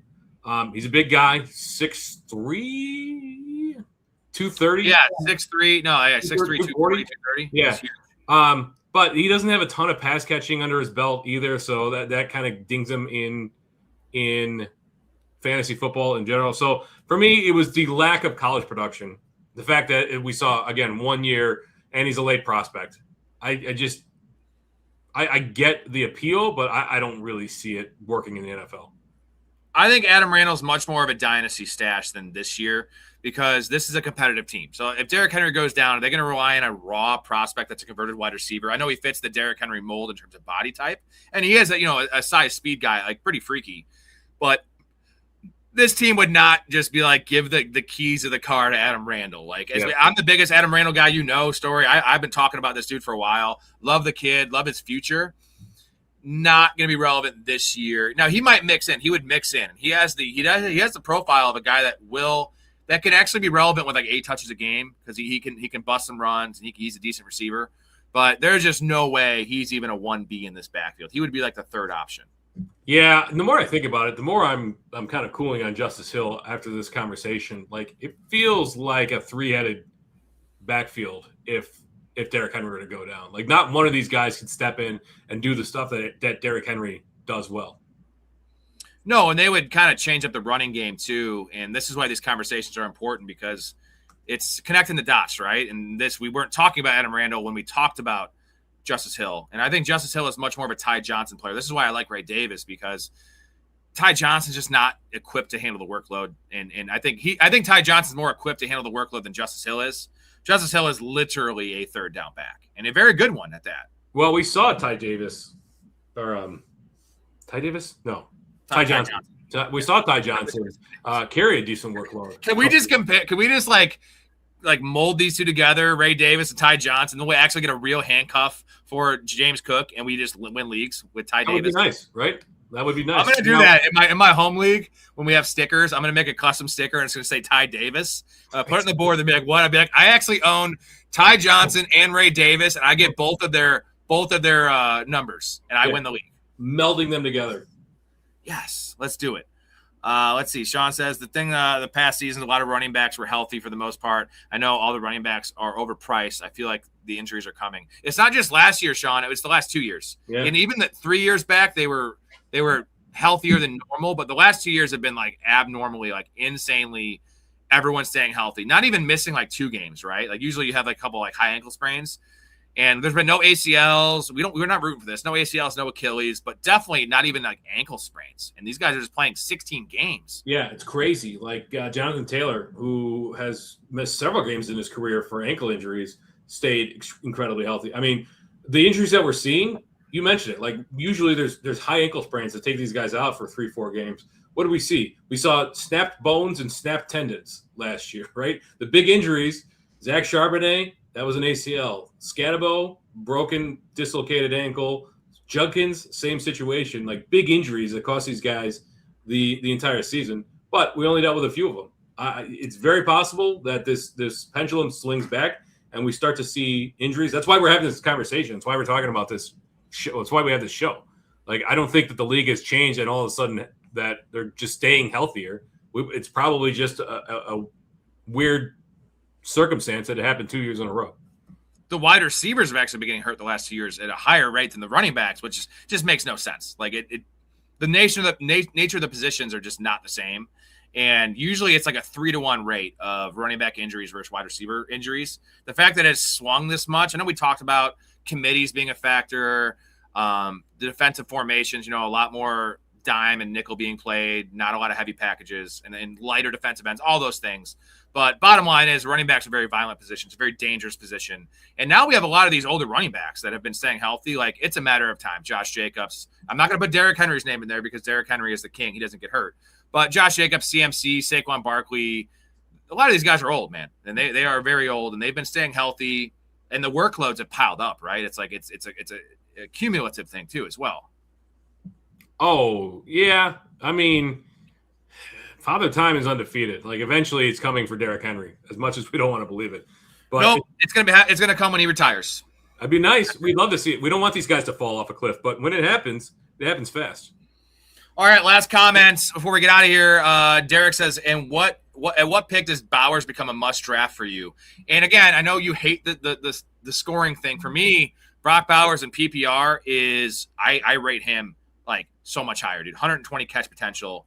It could be a Trey McBride season, and I'm not too bullish on the touchdown upside here. I think it could be 8 to 10, but it's not going to be like 13 touchdowns. So for me, the value is in full, and I would take him. I'm considering taking him at pick 14 in my full PPR leagues. Is that too crazy for you, Storey? No, but that's not a must draft, right? Like he's talking about like where does he have to drop for you, regardless of the league, regardless of the roster construction, for you to draft Brock Bowers? Like where is he irresistible value? Oh, irresistible. It's like pick 18, because then all of those running backs are gone. That whole bucket of A-Chain, Kenneth Walker, or Marion Hampton, who I would take Bowers over Hampton for sure. But like that whole bucket's gone, and now you're maybe 20. 20 is irresistible every time I'll smash that, because then A.J. Brown and Drake London are gone. And now you're looking at George Pickens and Jeremiah Love and Devonta Smith and players like that. Like I'm definitely taking Bowers over those dudes. But, when I want Barkley probably over him in full PPR. But like that's a discussion, right? That whole running back tier. But I think it's a very flat tier. And part of me just says, fuck it. Give me the elite tight end that can have 100 receptions, that will have 100 receptions. And I'll figure out running back later with guys like Judkins and Montgomery and Chuba. And there's a DeAndre Swift. There's a million running backs you can get in the 4th and 5th round. And, it comes down to like, would I rather have Brock Bowers and Quinshon Judkins, or would I rather have Marion Hampton and Colston Loveland, or Marion Hampton and Tyler Warren, I guess. So what would you rather have? Bowers and Judkins, or would you rather have a Marion Hampton and Tyler Warren? Bowers and Judkins, because we know what Judkins' role is going to be. We are speculating on Hampton's role. We're hoping that he becomes a workhorse of bell cow, and we saw it in spurts last year. But they did bring in Keaton Mitchell there, and they still have Kamani Vidal, who was very productive last year. So I'm not entirely convinced that Hampton is a a Okay, workhorse back. we both hate Hampton, so that's a bad example. Okay. Let's go with A-Chain. A-Chain's a guy in full PPR, especially. We're pretty bullish on. I mean, you're more bullish than I am. So A-Chain and Tyler Warren, or Brock Bowers and David Montgomery. Brock Bowers and Quinshon Judkins. Probably A-Chan and Tyler Warren. Okay, but it's close, right? So it's Close. all about roster Yeah. construction, right? And Brock Bowers is such a safe pick, though. And, like, he has safe and He is. upside as long as he doesn't get hurt. You lock in that position. I fully understand that, and those middle round wide or tight ends all have their concerns, right? With Tyler Warren, it's the offense. With Colson Loveland, it's a very limited sample of production, mostly in the playoffs last year. Brock Bowers and Trey McBride are probably two of the safest bets you can make in fantasy football. Let's get Jonathan Super Chat here in 1 second. Hold tight, buddy. What is the number for you? He's irresistible. Full PPR, irresistible for you, Brock Bowers. What? 301, realistically. Like, I can see passing on him all of round 2. Round 3, at the start of round 3, if he's there, I think he's a must draft. He's never going to be there. Well, we thought that last year, and I got him in the 3rd round in a league last year. So it happens. Yeah, that was because it's where it's at, and the quarterback scoring so high, and Josh Allen was already off the board. You know, stuff like that happened. That's a weird league, but typically I'm just going on my Fantrax Publics, which are full PPR, 3 receivers and a flex. Brock Bowers' ADP right now is 18. In Underdog, he goes closer to the end of the 2nd round, but that's half PPR. I think middle of the 2nd round is a very nice price point for him. I'm willing to take him at 14. I really am. Well, I'm willing to take him in that 15 to 22 range. I'm just saying, where does he become absolutely irresistible, regardless of Mike? It's 301. Yeah, mine's pick 20. John says, Storey, you do realize this is referring to Adam Randall. You do realize he was a wide receiver for the first 3 years, right? So, of course, he had 1 year of running back production. Yeah, no, I know that. I know he switched positions in the ACC championship game. I get what you're saying, Jonathan. The problem is he had 1 year of production, period. As a wide receiver, throw out year 1 if you want to throw it out. He was a freshman. He made his debut in like week 3 or week 4, whatever, after tearing his ACL in early in the year. I don't care. Like, he's got under 1,000 yards receiving in his career. So yeah, he's got 1 year of running back production. I get that. I understand why he didn't have running back production prior to that. I'm saying production, period. Like he's a late breakout, if you could even consider a breakout. And he maxed out at like 250, 300 receiving yards in a season. So at a Clemson offense that was pretty good under Dabo Swinney. So that's my problem with him. It realistically is we're banking on this translating in the NFL after 1 year in the ACC. That's my situation. I was between that and Muhammad. Why the fuck would it be between that or Muhammad? Why don't you just pick a common name like a normal person? Muhammad is the most commonly used name on earth. Read a fucking book for one. I quoted that yesterday. They are also super low on Hampton over there on Matt Harmon's site. So, So the Fantasy Football Show and Smitty, he is all like a lot, obviously the counselor, and he's a very hipster type pick, right? Who's Smitty? He's a guy that does what I do, and he has a lot more followers. But he's if you take the counselor and you put him on in this side, you take me and what we do on this show with all the different co-hosts we have, we're pretty open minded and we're not dug in too much. Besides T.J. Hawkinson, he is right in the middle. Like I respect him a lot more than the counselor, and he knows his shit. He's killing it. But he also is like so bold in his takes. He won't ever back down. He will take Marion Hampton at like the 8th pick this year. Like he will take him over James Cook and over Saquon and over Genty and over CeeDee Lamb and like, you know what I mean?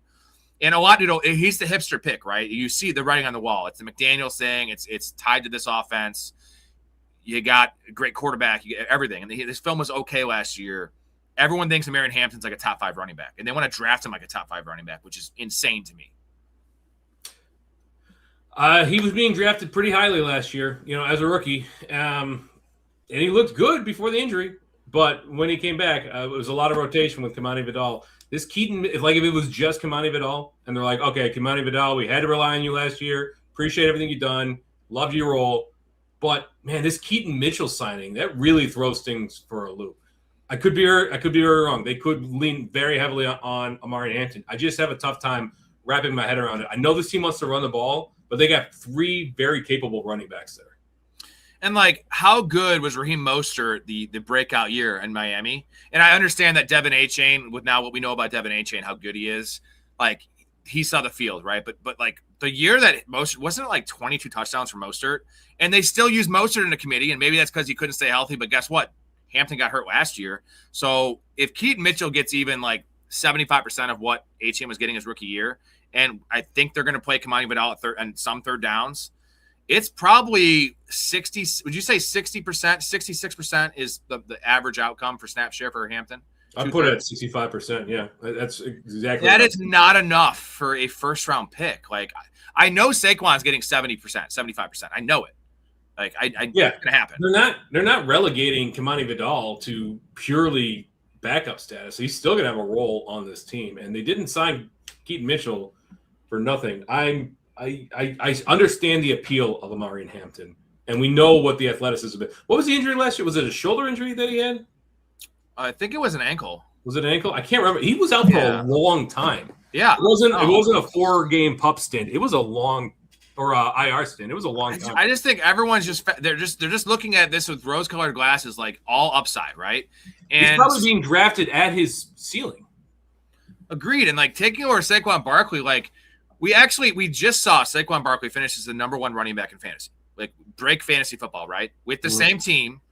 And yes, he's probably on the decline, but Saquon Barkley is an all-time talent. We're drafting a Marion Hampton, and the upside of Marion Hampton is Saquon Barkley. You get what I'm saying? And Saquon Barkley is going to go after him. Just no, dude. If I'm gonna do something like that in PPR, because Marion Hampton has probably a higher pass catching ceiling than Saquon, give me Devin Achane, right? Yeah. Give me Kenneth Walker, right? Give me Kenneth Walker. You want to know why? Kenneth Walker has the backfield to himself. I don't care if DeMarcado is going to factor in. Kenneth Walker is a better player than Marion Hampton. Kenneth Walker is a more explosive player, and Kenneth Walker has no competition. He has Andy Reid. So, like, yeah, but I just don't understand. Hampton's probably a better pass catcher than Kenneth Walker. Kenneth Walker was balling in the playoffs catching balls, dude. Like, he was catching a lot of passes. It was what we saw from his time at Michigan State. For whatever reason, the Seahawks refused to use him as a true pass-catching running back the first 3 years of his career. It was an ankle. It was a fractured ankle for Hampton. So the good news is that's a one-off injury, right? Assuming there was no tendon damage, it's not like he needs to rehab. A broken ankle is a broken ankle. It's not like the dislocated ankle where we're worried about Cam Scatterbo and then his recovery. He came back. He was fine. So I don't think you have to worry about a recurrence of this injury. That's the one thing I'll say.